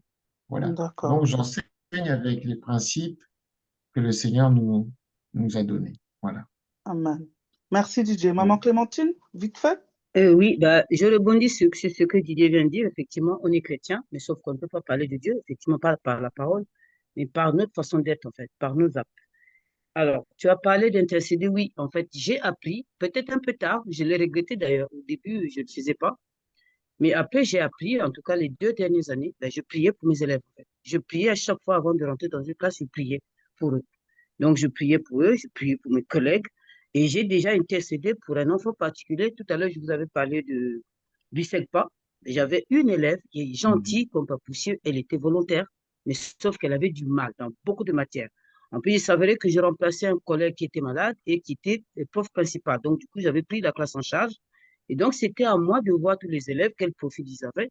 Mais cet enfant était gentil, mais rien au niveau des résultats, dans beaucoup de matières. Et je convoque la maman, en plus elle vivait avec sa maman, je convoque la maman avec son oncle pour leur parler du SECPA. Il dit, bah, elle a le profil SECPA, elle va s'épanouir. Et elle-même était Ok. hésitante. Pourquoi? Parce que les copines ne voulaient pas qu'elle aille en SECPA. SECPA, c'est des demeurés, SECPA, il ne faut pas aller là-bas. Du coup, j'ai dû prier. J'ai dit, Seigneur, mais cet enfant, c'est toi qui sais quel est son profil. Moi, je pense qu'en SECPA, elle va s'épanouir, elle va trouver sa voie. Mais là, elle est hésitante parce qu'elle écoute les voix des copines. Fais en sorte, Seigneur, c'est toi qui vois, c'est ta volonté. Mais je suis heureux que cet enfant a accepté d'aller en SECPA. On a fait le Amen. dossier, elle a été acceptée. À la fin, elle était Amen. heureuse comme tout. Ah, merci, madame. Merci, c'est bien. Voilà. Donc, c'est vrai que, voilà, c'est ça mon Amen. expérience, en fait. Voilà. Amen. Amen. Amen. Nous sommes arrivés au terme de cette émission. Merci Didier, merci Clémentine, merci Ornella, Mhm. même si elle n'a pas pu être là. En tout cas, Ouais. vous nous avez bénis en tant que parents. Je sais qu'il reste des questions qu'on n'a pas pu aborder, mais par la grâce de Dieu, peut-être qu'il y aura une suite à ce temps. On a un peu débordé, désolé pour le débordement, mais c'était nécessaire. C'était nécessaire et je crois qu'on a tous reçu quelque chose ce soir. Je vais juste faire la prière de clôture. Encore désolé pour moi parce que euh, je suis en convalescence dans Ouais. un lit alité et c'est pas évident, mais bon, Dieu a fait grâce. Je veux rendre grâce pour ce temps et nous allons nous séparer. Père de grâce, merci. Merci encore, Seigneur, pour ce temps merveilleux de discussion et de partage. Merci pour ton esprit qui était là encore au milieu de nous, pour accroître encore la connaissance et la sagesse des parents, Seigneur. Merci parce que c'est toi, Seigneur, qui as donné l'intelligence aux professeurs, de pouvoir enseigner, Seigneur, à ses enfants et aux parents de confier leurs enfants. Seigneur, nous te bénissons. Merci, Papa, pour nos enfants, pour l'intelligence, Seigneur, que tu leur donnes, Seigneur, pour l'esprit, Seigneur, de conseil, de révélation que tu donnes aux professeurs. Père, nous savons que dans ce pays, avec l'éducation nationale, il y a tellement de lois que des fois c'est compliqué. Mais nous, en tant que chrétiens, nous te faisons confiance, Seigneur. Nous te faisons confiance. Alors, Père, merci. Merci pour tout le corps enseignant. C'est une grâce, Seigneur, d'être dans ce pays, Seigneur, où l'enseignement, Seigneur, est donné à tout le monde, Seigneur.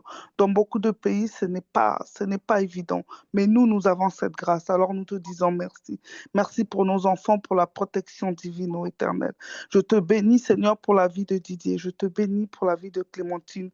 Merci pour leur cœur, Seigneur, d'avoir accepté de venir apporter, Seigneur, une pierre à l'édifice. Que toute la gloire te revienne encore.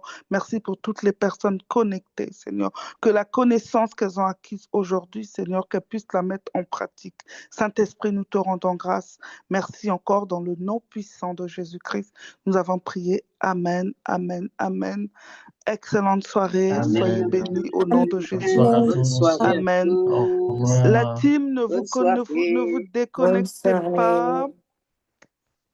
À très OK. bientôt. Bonne soirée à vous. Soirée. Didier et Clémentine, ne vous déconnectez pas. Merci. OK. D'accord.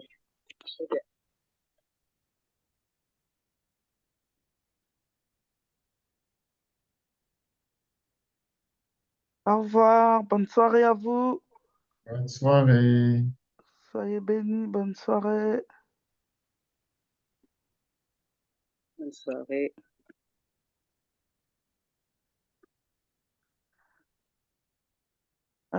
Pouvez-vous m'aider à mettre dans la salle d'attente assistante. Hop, Célia, Didier, nanana. Ok, on est au complet. Clémentine est partie. Comment? Clémentine est partie. Ah bah oui. On va aller la rechercher. Euh, Attendez. Papa, est-ce qu'elle est revenue de la salle? Non.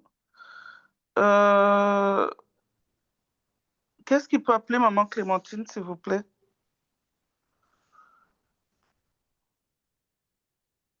Il la réinvite? Non, ils vont l'appeler. Ou DJ si tu peux, mais sinon, à mon avis, c'est juste pour 2 petites minutes pour faire un petit débrief. Ok, je lui dis.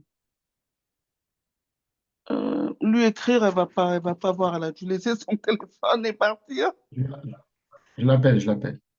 Ah oui, c'est mieux, merci. Hmm.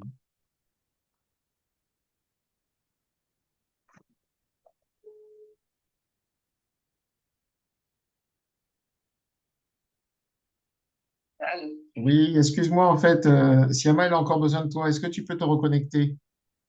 Ah, sur Zoom? Oui, s'il te plaît, Oui, ouais. reviens, t'es parti. D'accord, mais j'avais pas compris, là, je pensais. D'accord, merci Didier. Ok, J'arrive.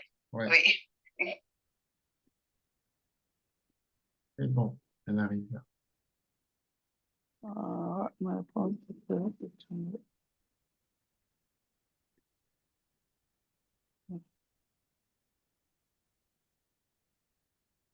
Hmm.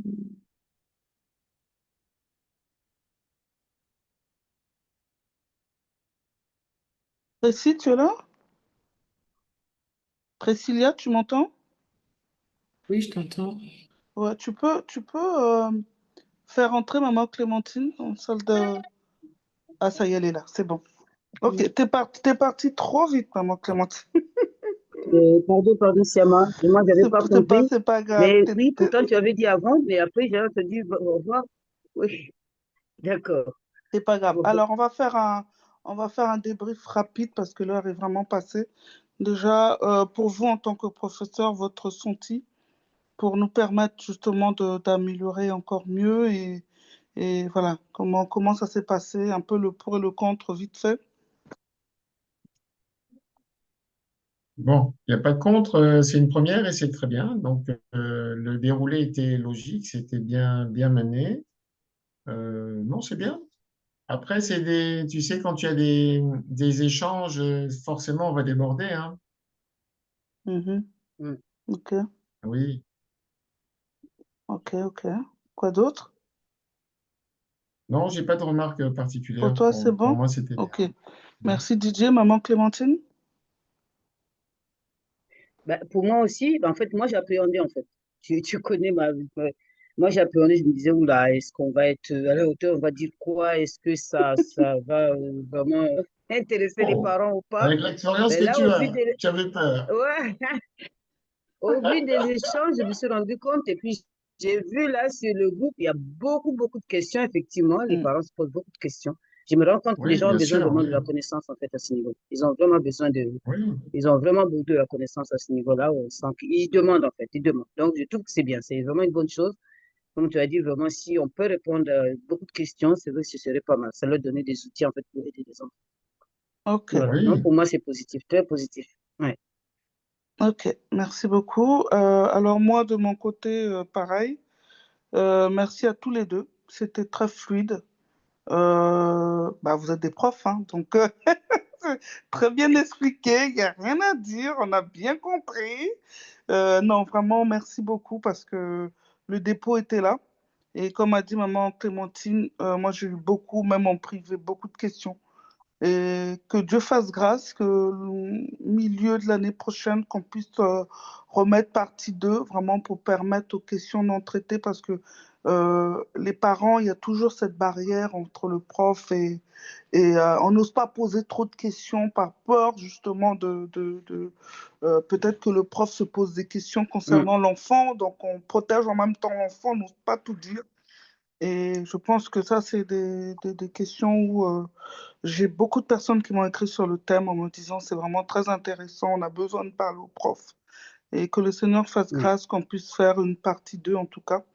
Mais j'ai rien à dire, c'était oui. très fluide. Juste au niveau des questions, on n'a pas le temps nous imparti. Donc je ne sais pas si ce genre d'atelier, s'il ne faut pas le faire l'après-midi mais bon, les après-midi sont pris aussi, le week-end, c'est parce que le soir comme ça, c'est compliqué.